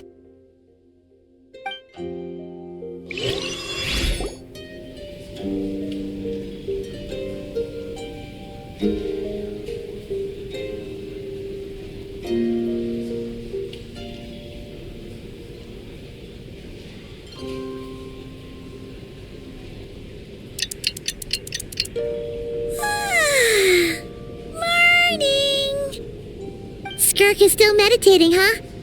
It's been 2 days already. Shouldn't she be awake by now? Paimon can't think of anything we can do to help. Oh, wait! Breakfast! That's it! Paimon will go get breakfast!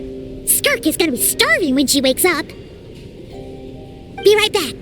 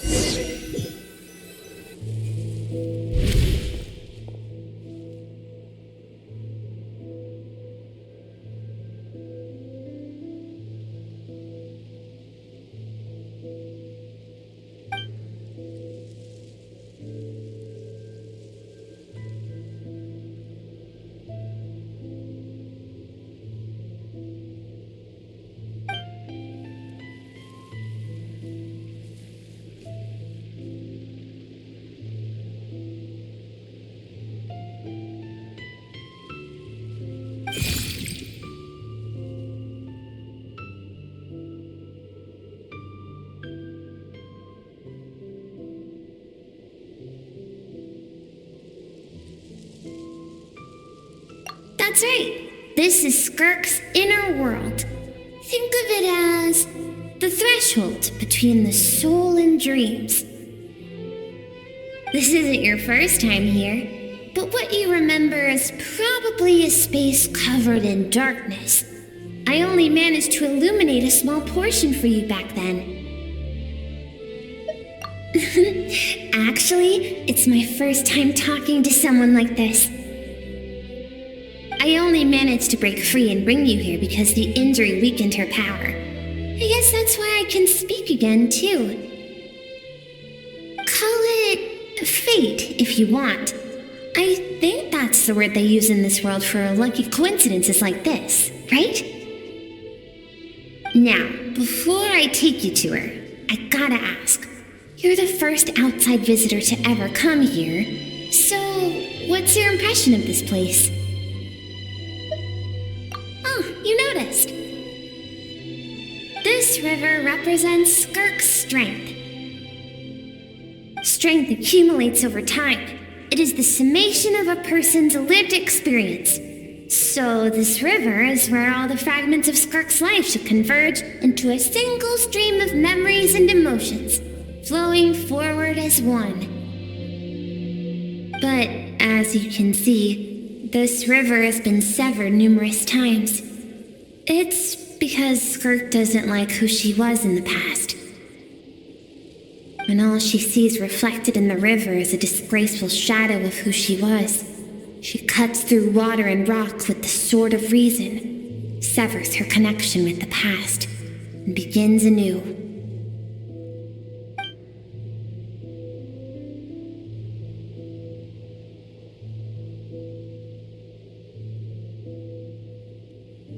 You must learn to shut out all the pointless emotion. Crush the self that makes you weak, and become master over your physical form. This isn't my first taste of failure or losing power. When you fall, you get back up again and become stronger. That's how it is.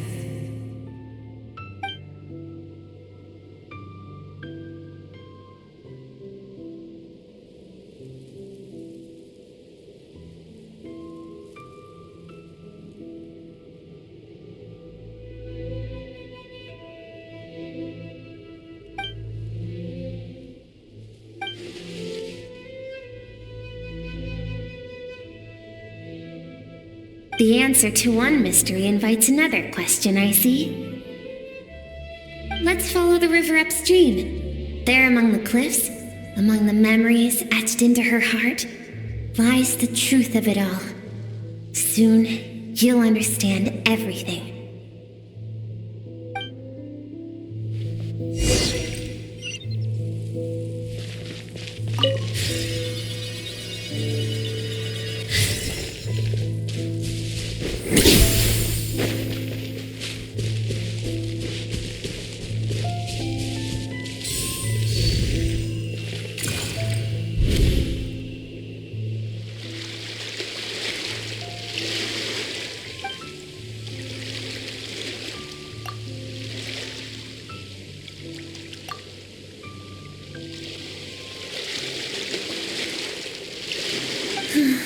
I've always thought that, even when falling leaves don't come from the same tree, they can still form bonds of kinship when they meet.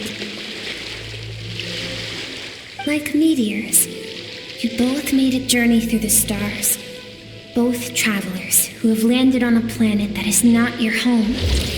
Yet, when she first noticed your presence, although she hesitated for a moment, she still chose to walk away. Indifferent as ever.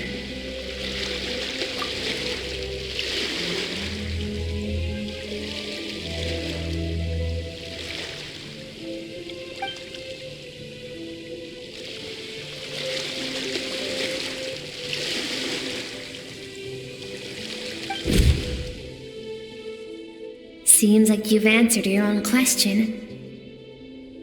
Skirk sees herself as a trespasser in this world. She's made a conscious choice to avoid altering its path. But the reason for that decision stems from events much earlier on in her life. Let's keep going. It's still a long way to the source of the river.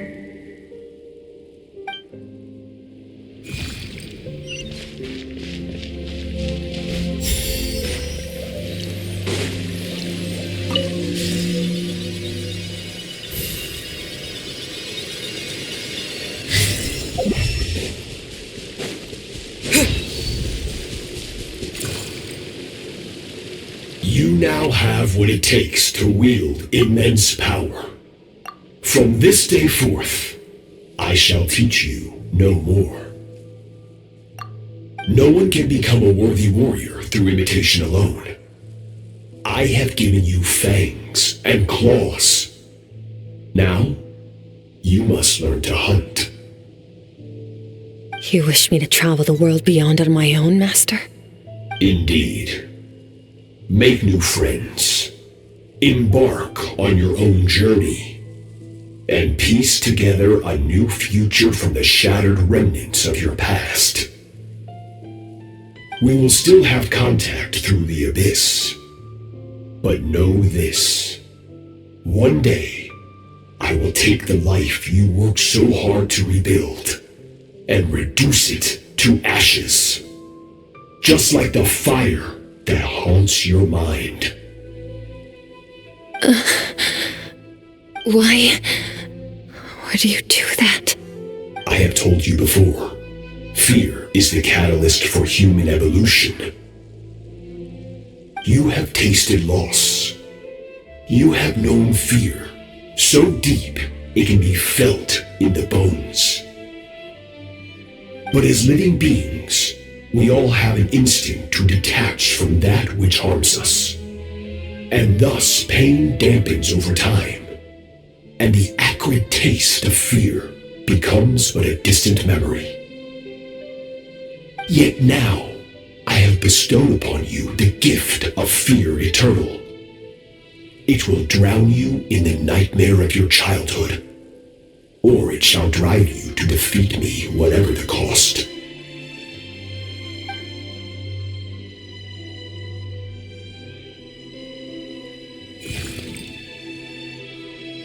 That is what Skirk's master, the foul Sertologi, looked like at one point in time.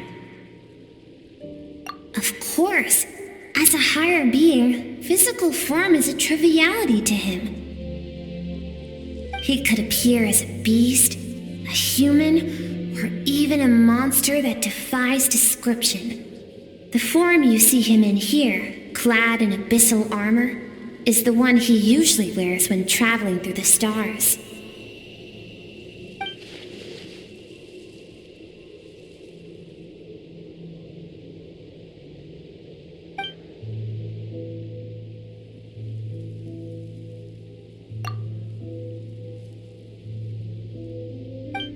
For certain reasons, I need to bridge the power gap between me and my master as quickly as possible. But first, I need to understand the source of his strength. To do that, I need to follow in his footsteps, walk the path he once walked, and somewhere along the way, I'll find out how to defeat him. That is my sole focus and purpose.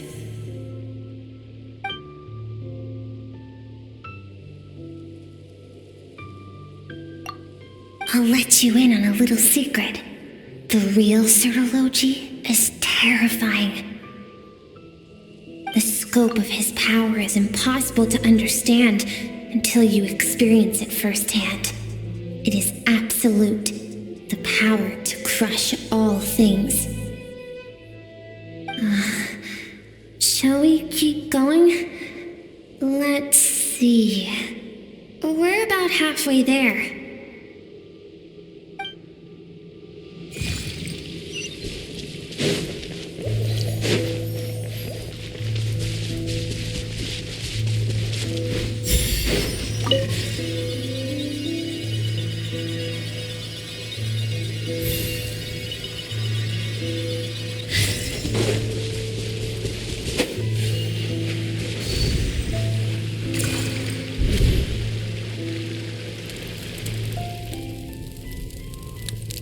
We've made it quite a ways already.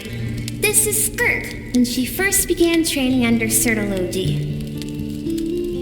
I have set your broken wrist. Tomorrow, you're to train twice as hard. No tears this time. Good. Attempting to garner sympathy through tears is a habit of the weak. A pitiful, useless ploy. Can I ask a question, Master? Why did you save me? I keep thinking, maybe it would be better if I had died. I wouldn't be haunted by that fire all the time. I wouldn't have to go on like this. I saved you because I have a plan for you. It has been too long since I fought a battle that demanded my full strength, and I hunger for it. Every so-called genius and prodigy I have faced has crumbled like sand underfoot. Before me, even fate bends the knee. So, I will teach you everything I know, train you by whatever means necessary, in the hope that one day you might surprise me. But I don't want to draw my sword against you, Master. What you want matters little. Among the boundless sea of stars, the cries of the weak are but faint murmurs that disappear into the void. You of all people know that well. Yes, Master. From that day forward, all she knew was grueling training, emptiness, and fatigue. After some time, her talent bloomed, and she gained control over her emotions, like her master. How should I put it? It was not that human emotion disappeared from her heart, but that reason came to dictate all she was allowed to feel. I suppose it was at this point that she became the Skirk you know today.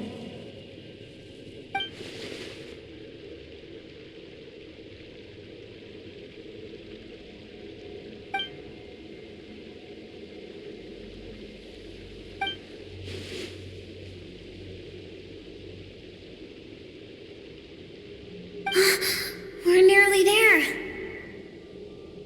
I almost don't want to reach the end. Well, shall we? This is the final stretch.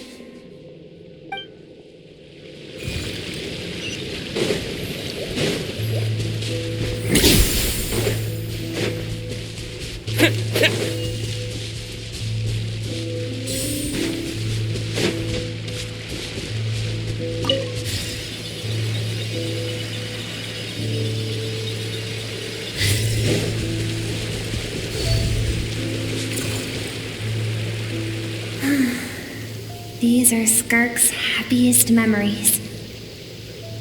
What a simple and carefree time it was. Wisps of clouds dotted the sky. The sun bathed everything in golden light. And when song filled the air, not even the shyest of flowers could resist swaying along. This is Skirk's homeland. She was so curious about everything as a child, always skipping school to go exploring instead. There was so much to discover. The treasures at the bottom of the sea, the secrets beyond the stars, and that merchant ship packed with adults wearing those strange clothes. Yes, the ship. That was the beginning of the end. It was a spaceship. When it arrived, the people that disembarked wore smiles on their faces and spoke of friendship. They claimed to be merchants from a neighboring planet, looking to establish trade. Skirk's parents, her relatives, her neighbors, everyone welcomed the newcomers with open arms and allowed them to explore the planet. To them, the visitors were guests, and should be treated with hospitality. No one had any idea of what was to come. Several months later, an army of unknown origin arrived without warning and carried out a ruthless campaign to destroy everything and everyone on the planet. Skirk had skipped school that day, like so many times before, so she was not caught in the immediate wave of destruction. But when she came home that day, only fire and ruin awaited her. Countless people cried out to her for help. People she knew and loved. Friends and relatives. The little girl who lived next door. The shop owner with the bad leg. The bad-tempered teacher she had made fun of just that morning. Their lives were discarded like worthless trash as the fire consumed one life after another. Skirk was helpless. All she could do was run. And so she did. She kept running until an unexpected figure crossed her path. If Sertology hadn't been there in that moment, the fire would have claimed her life too. And there she would have remained, left to rot in the scorched earth, with no answer as to why any of this was happening. Because she and her people were seen as a threat. As the initial merchant ship explored the planet, they discovered that it hadn't always had the condition to support life. Yet there was evidence of human activity, even during the periods of extreme heat or cold in the past. Further research revealed that, over time, the people of this planet had evolved the ability to adapt to any type of environment or energy source. For that reason, the outsiders viewed them as a potential threat and decided to eliminate them before the threat could rear its head. And so, the army was called, and the so-called danger was wiped from the face of the planet. Senseless, isn't it? Deemed a threat because of a gift they didn't even know they had. Perhaps it was their own innocence and kindness that doomed them. But in the end, that was lost to the blaze as well. If those with power get to decide good and evil, then all you can trust in is the sword in your hand. And so, before death could claim her, she ran. She ran and never stopped. No one wants to relive their most painful moments. Well, that brings us to the end of the story. This is as far as we can go. Skirk is waiting over there. For both of us. Let's go to her. It's time to fulfill my purpose. And my greatest wish over all these years.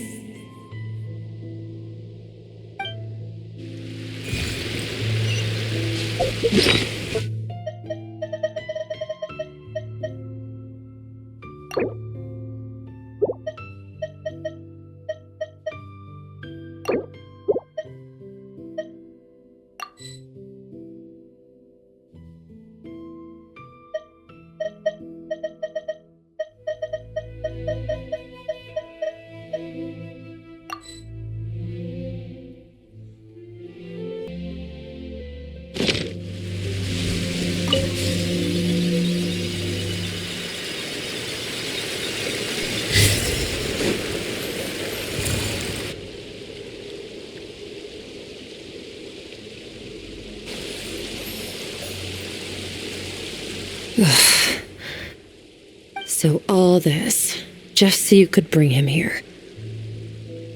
I have things to say to you. Well, to me. I want someone to witness our reconciliation, even if it takes an argument to get there.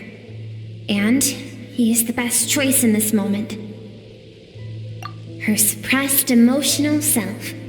The version of herself she keeps locked in the recesses of her mind, stifled by reason. All those rejected impulses, those discarded aspects of your past selves, they are a part of me now. I am who you used to be, someone you have refused to face for too long. So, I came to face you instead. You're wrong. I've faced you all along, and that's exactly why I keep you locked here. Your existence makes me weak. Moments of joy and longing are when we are most vulnerable. Don't forget, it was a penchant for goodness over reason that doomed our homeland in the first place. The vastness of the universe renders everything insignificant, our feelings most of all. Even so, learning from the mistakes of the past doesn't have to mean erasing everything. Strip yourself of your so-called weaknesses, emotions like kindness and empathy, and what makes you any different from the ruthless soldiers who slaughtered our people? The difference is that I'm doing what is right, what is necessary. I allow you to exist, but with limited freedom.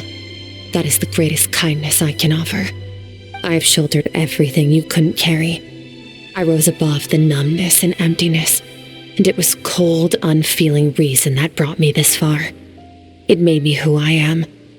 It made me strong. That is the problem. I want to shoulder those things together. On the grand scale of the entire universe, maybe our feelings are vanishingly small, but why should that mean they don't matter? Emotion gives warmth to the cold expanse of space. It gives meaning to the world around us. Think back to those nights of gazing at the stars, those afternoons of exploring the unknown. Think back and let them grant you peace. A brief respite from the pressure you put on yourself.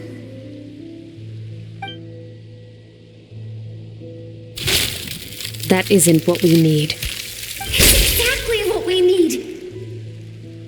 Aren't you curious about why recovering your strength has taken longer than normal this time? Finally, you get to the important part. That is the only answer I came here to find. Then look around. Look at your inner world.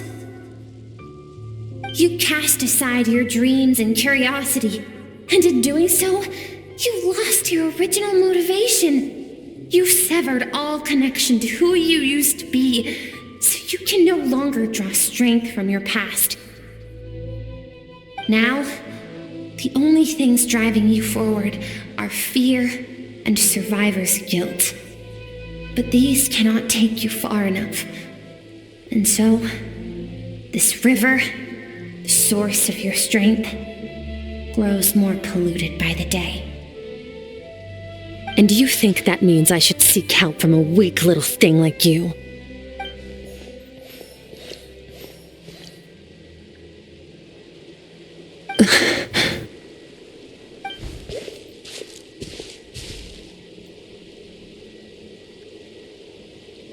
Thank you for saying that.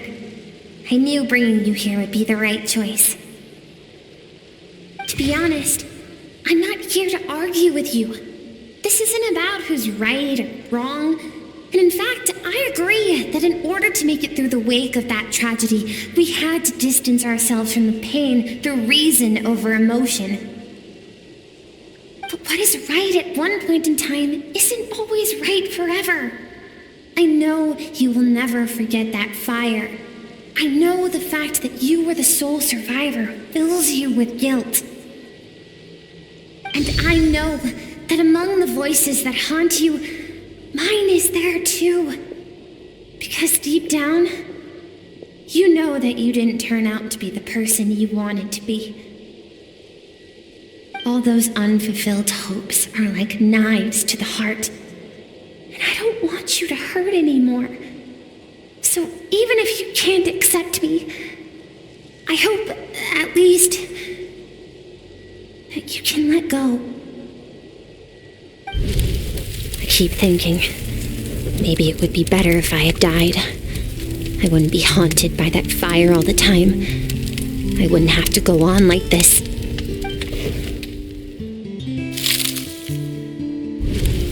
Your dad and I, we're not afraid to stare death in the face, but we need you to survive.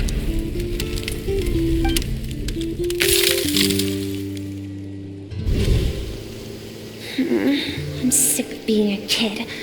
There's so many amazing things out there, and I'm ready to see them all.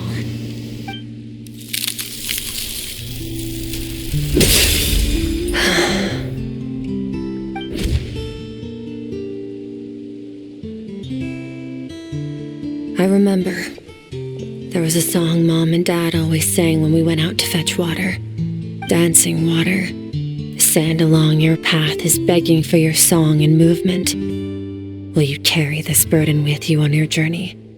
I am not the dancing water, and you are not the burdensome sand. But if this is your wish, then I will carry you with me until the end. Thank you. I should be thanking you.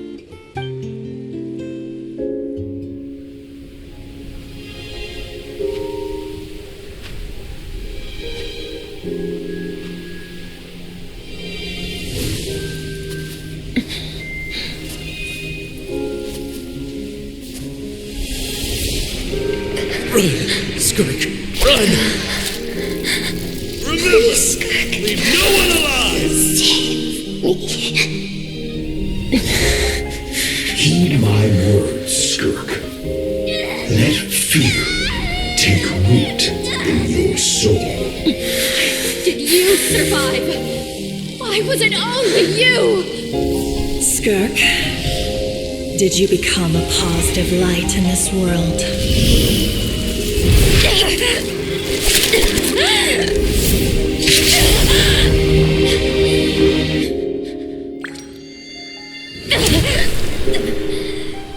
Hey, this doesn't have to be the end.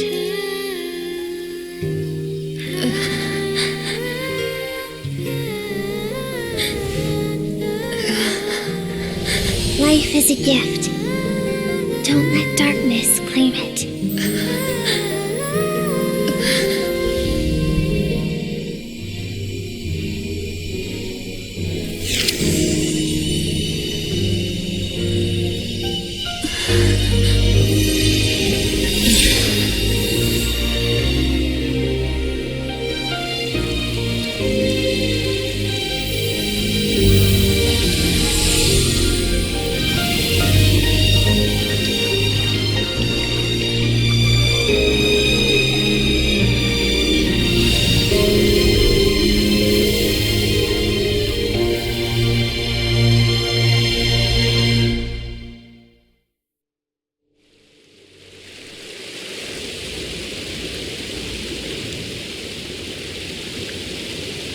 So, you saw my memories then. I once asked my master if survival of the strongest was the law of the universe. He said no, but in a world without order, those with no moral boundaries tend to be the ones who survive. That's why, after hearing his answer, an idea came to mind. An idea that, one day, I would create a new world order. One in which there would never be another tragedy like that fire. One in which power was not the law of the land. But that means I must defeat him. Because my master, Surtologi, is, at the core, a defier of all rules and order.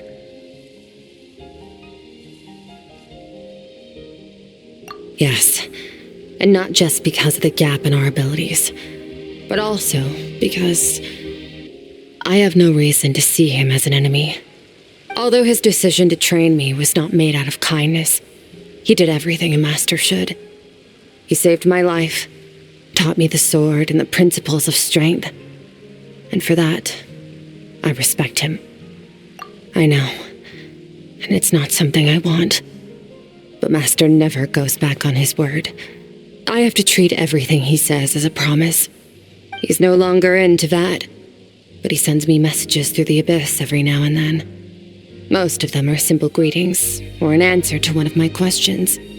Every time I hear from him, my heart skips a beat. And I wonder if this is the moment where he'll finally appear before me and tear down everything I've built to pieces. Maybe that means I do live in eternal fear, just like he said. Yes, I respect him, but I'm also afraid of him. And for that reason, the pursuit of strength consumes every moment of my life. I don't know what Master has planned, but I have to be ready. Help me? Why? This isn't your fight.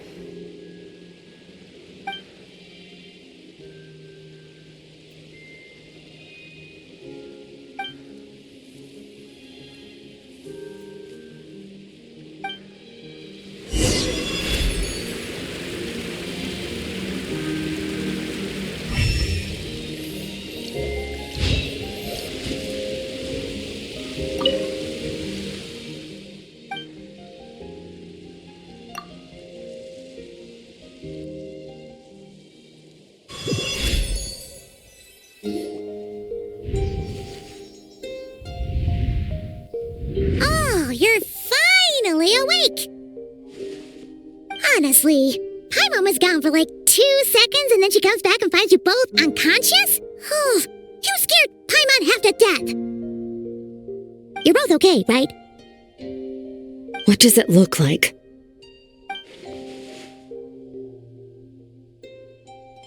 Only water from the source can cleanse the rot and filth that flows from the past into the future. I taught you to incorporate the experiences from your journey into how you fight.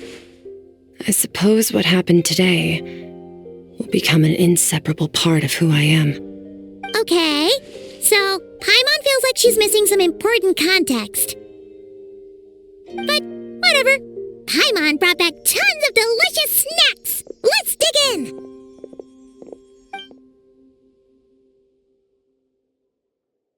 All right, it's about time we finished what we started. We're gonna deal with this thief for good, right? This time, I'm not going to tell you to hold back. But having digested even more power in the meantime, he's going to be tougher than before. The good news is, we have no reason to pull our punches this time. So, let's go. Same place as last time.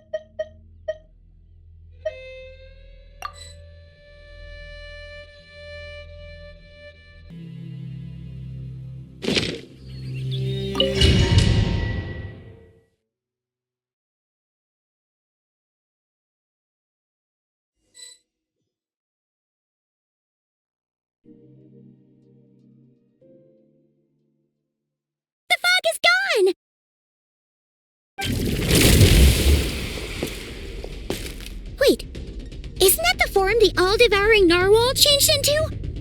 How come he knows that, too? Really? So, you're telling Paimon that giant whale and this guy can both turn into the fowl? How does that work? It's a subconscious instinct. Any intelligent being who longs for his level of strength is bound to mimic his appearance. It's a natural response after encountering someone as powerful as Master. To them, he represents ultimate power. We know the person before us has encountered Master, and we know he stole a portion of my power. So it's not surprising that he would assume this form. Okay.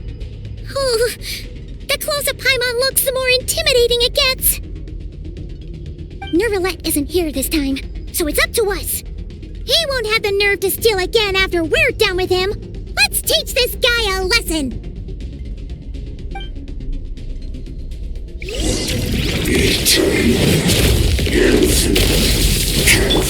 Yeah! Water tank!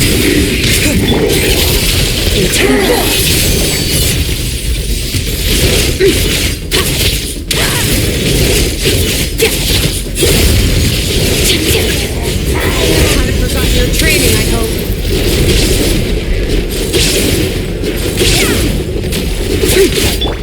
Go! Yeah! Annihilate.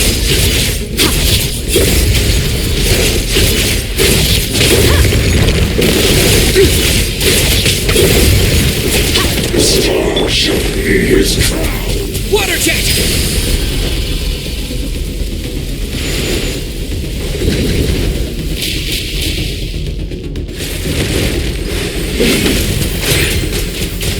Go!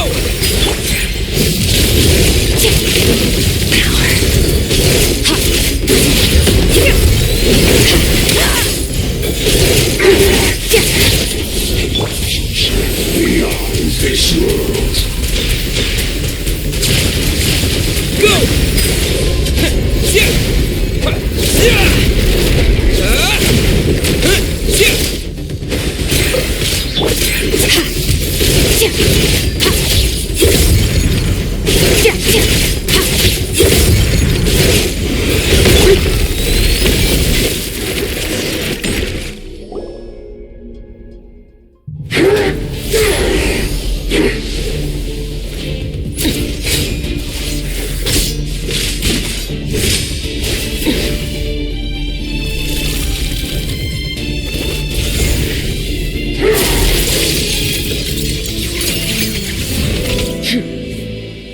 Haven't had enough of my power.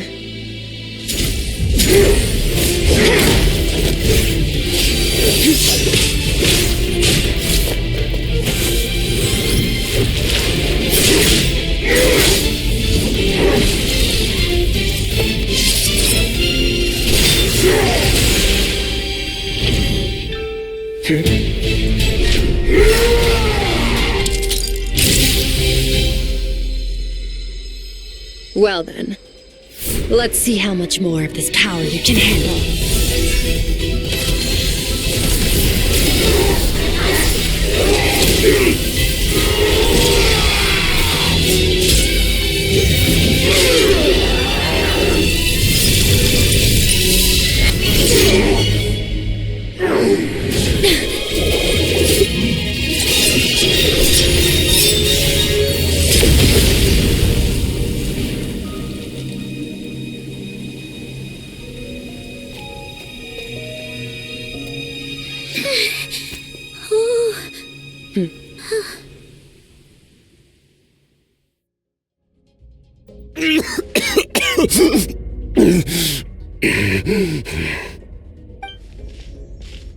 Well, have you come to your senses?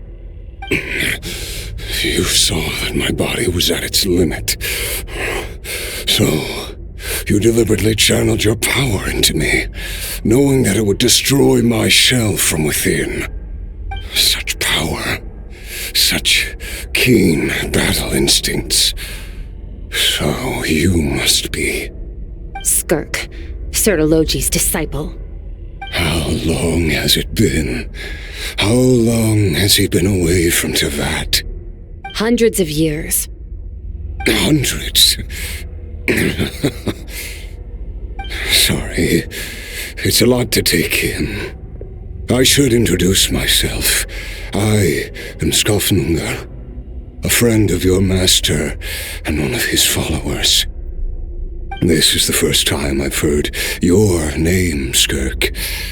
But hundreds of years ago, I knew you existed, and I knew you would come here. Hundreds of years ago? Sounds like you and Master have quite the history. Care to tell us about it? Of course.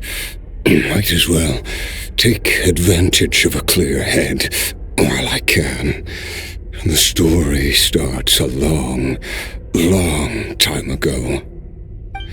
I was born into a noble family in Conria. As the eldest son, I was set to inherit our title. But I contracted an incurable illness as a child, and everyone gave up on me. I trained the sword harder than anyone else, defeated all of my peers. But it was all in vain. When other people looked at me, all I saw in their eyes was pity or a strange glee in my misfortune. Even my parents were just waiting for me to die. Over time, my heart hardened, and I became aimless. That was the point where I met your master, Sir Taloji. We were similar in age, but different in background. He was born in prison, the son of criminals who had been sentenced to death. He spent his childhood wandering the streets, facing more criticism than the literary works in the Universitas Magistrorum. Yet, he always wore a smile on his face, as if kindness and malice were one and the same, and he could not see the difference. I still remember what he said to me when we first met. You need to fight to survive. Even if it's a losing battle, it should light a fire under you. How can you sit back like this and go down without a fight? That does sound like something he would say.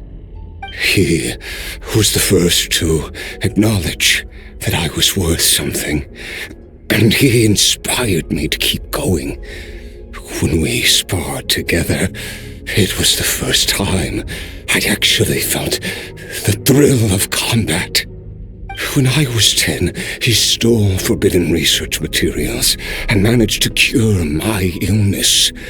It was like there was nothing in this world he couldn't accomplish.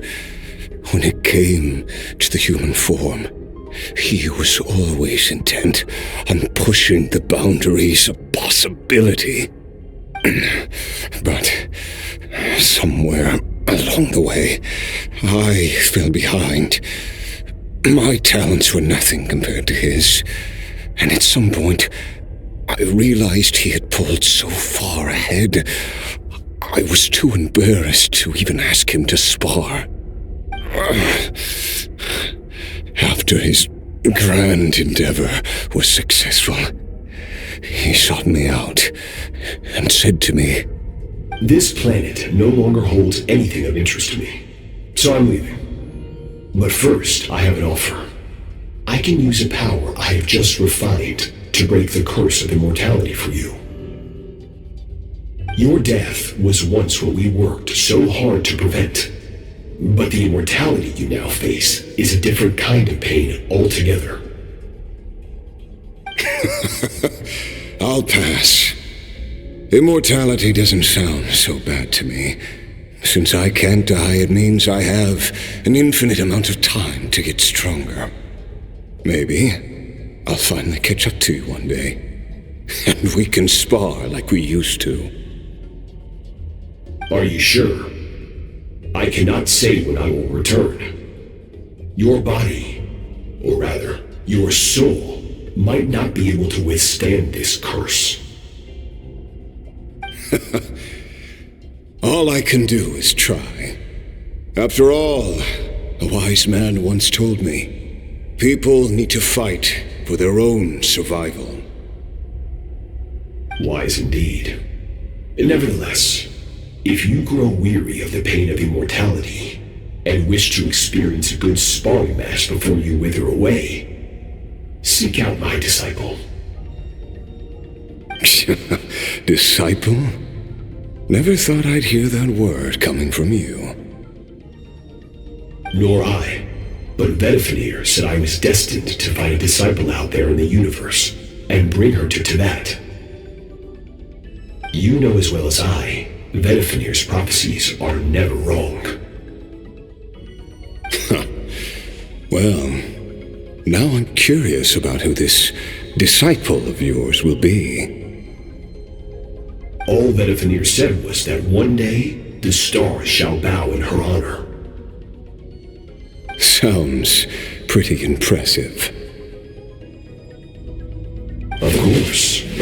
Only the most outstanding people would have the right to become my disciple. Still self-assured as ever, I see. But you're not wrong.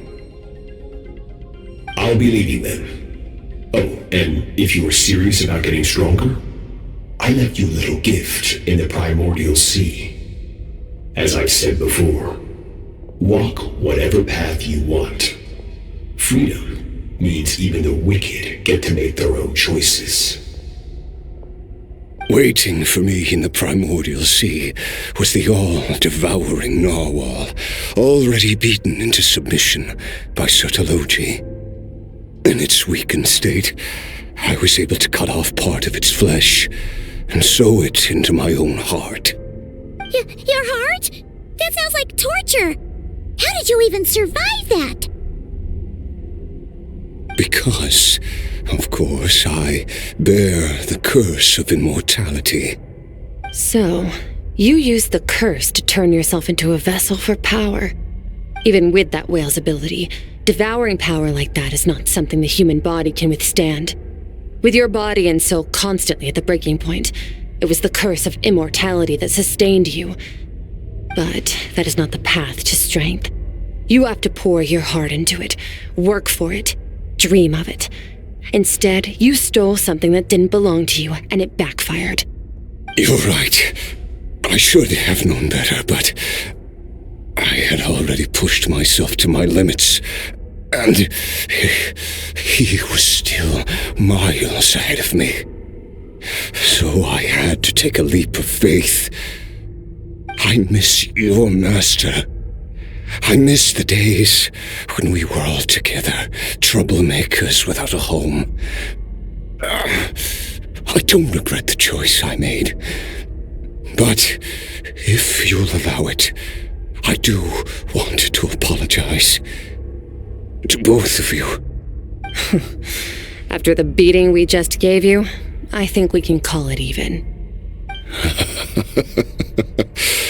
You're an interesting one as well. Sertologi's disciple. That's a lot to live up to. It can't have been an easy experience. I know what he's like. He rules with an iron fist, using despair and fear to force you to catch up to him, all the while standing ever out of reach. We're like mountain climbers in the dark, never knowing how much higher we have to climb, or when we will see the sun again. True, but I made up my mind long ago. No matter how dark it gets, I will not give in to despair. I will overcome it.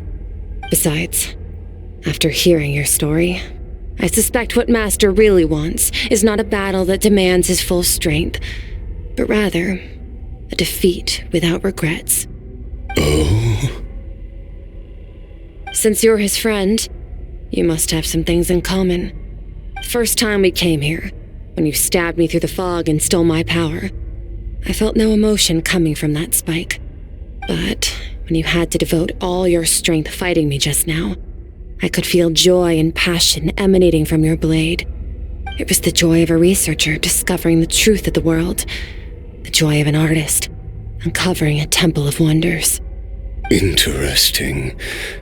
I'm certain I didn't express those emotions outright, yet you were able to read them from my blade, like a glimpse into my inner world. You're right.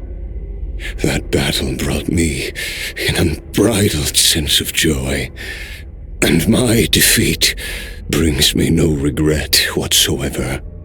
Exactly. I think Master also craves a battle like that. One where his opponent forces him to use all his strength, unlock the extent of his potential, and transcend his own limits. A battle to end all battles.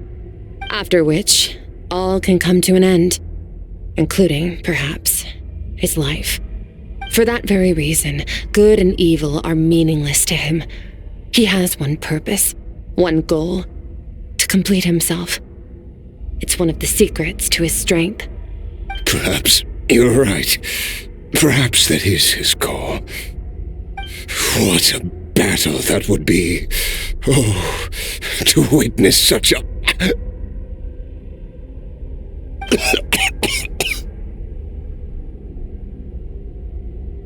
Are you okay? Too many different kinds of power are surging through my body. The curse of immortality allows it all to coexist, but it does not remove the pain. I won't be able to hold on to my sanity for much longer. What a shame. I would have loved to witness that battle.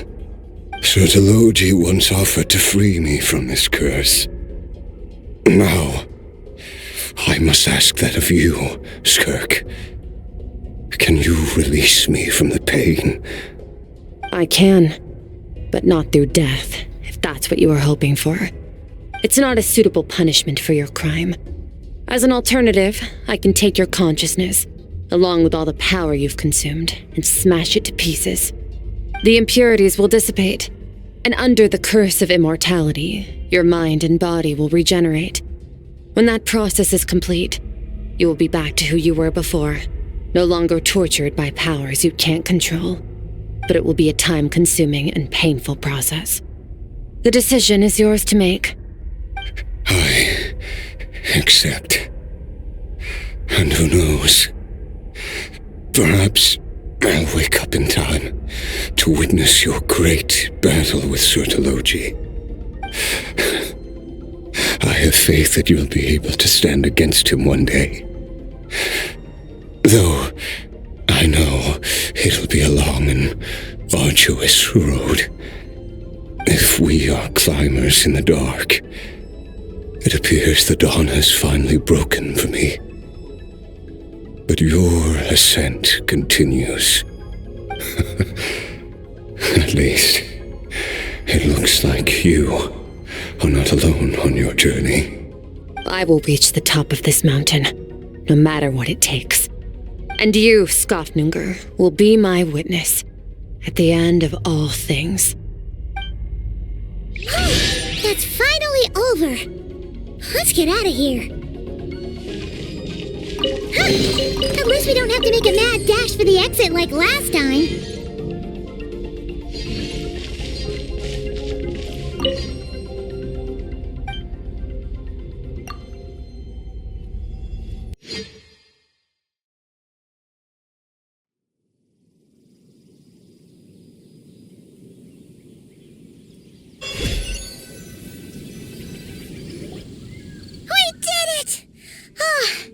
It's only been a few days, but it feels like forever. Once again, we've proved there's nothing we can't overcome. We're just that awesome. Wow, you sound even more confident than usual. Guess you really have become stronger. Today sure went by fast. It's night already. Oh wait, that reminds Paimon. The stars you mentioned, the ones that died out? Are they back now? Yes. The power Skafnungur stole has been returned. So, the stars have regained their light. Great! Huh, it's crazy that you even noticed their light was gone. There are so many stars in the sky. If a few disappeared, Paimon definitely wouldn't be able to tell. I suppose it's because I have gazed upon this sky for centuries. The false stars, hanging in the meticulously planned sky, glittering with rotten light. It's not real. And yet, it is for that very reason that I can look upon it and enjoy the momentary peace it brings. Even the most beautiful of bubbles has to burst. We will return to the real universe one day, whether of our own volition or not. Time marches ever forward. Even the innocent and naive will taste life's bitterness. Yet through hardship, we grow until we learn to seize the sands of time for ourselves and uncover our true strength. Though we gaze upon a false sky, its vastness and majesty is palpable. One can only wonder, what is it going to take for kindness to reign supreme in the vast expanse of the universe? Ugh, this is all going over Paimon's head. But if she knows one thing, it's that the traveler always finds a way. Ever since we met, he has filled Paimon's days with happiness. No matter how tough things get, he always finds a way to make it better. If it's too big a job for one person, then we'll do it with two. And if two's still not enough, then 3. We've met so many amazing friends and accomplished so many amazing things. As long as we don't give up, we can make any wish come true. I suppose when it comes to you, anything is possible. Well, I should be going. Now that my power is no longer isolated from my emotions, I need more practice to get used to it. I suppose fate will decide. Maybe we'll bump into each other on the street.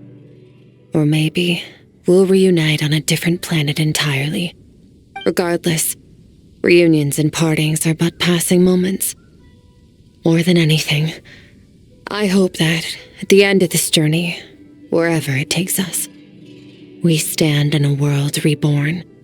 One without war, pain, or forced partings. One where new life can bloom, even where there was once nothing but scorched earth. For this, we must all work to become stronger. Goodbye, traveler. Remember your training. Make sure to put it to use. Bye!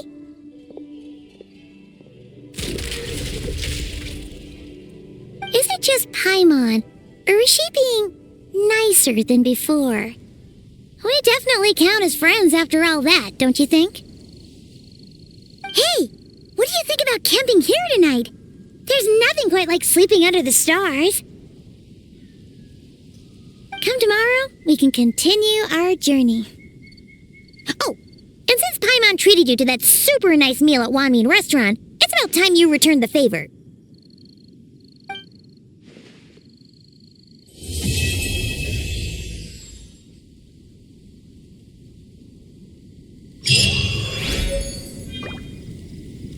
Show them.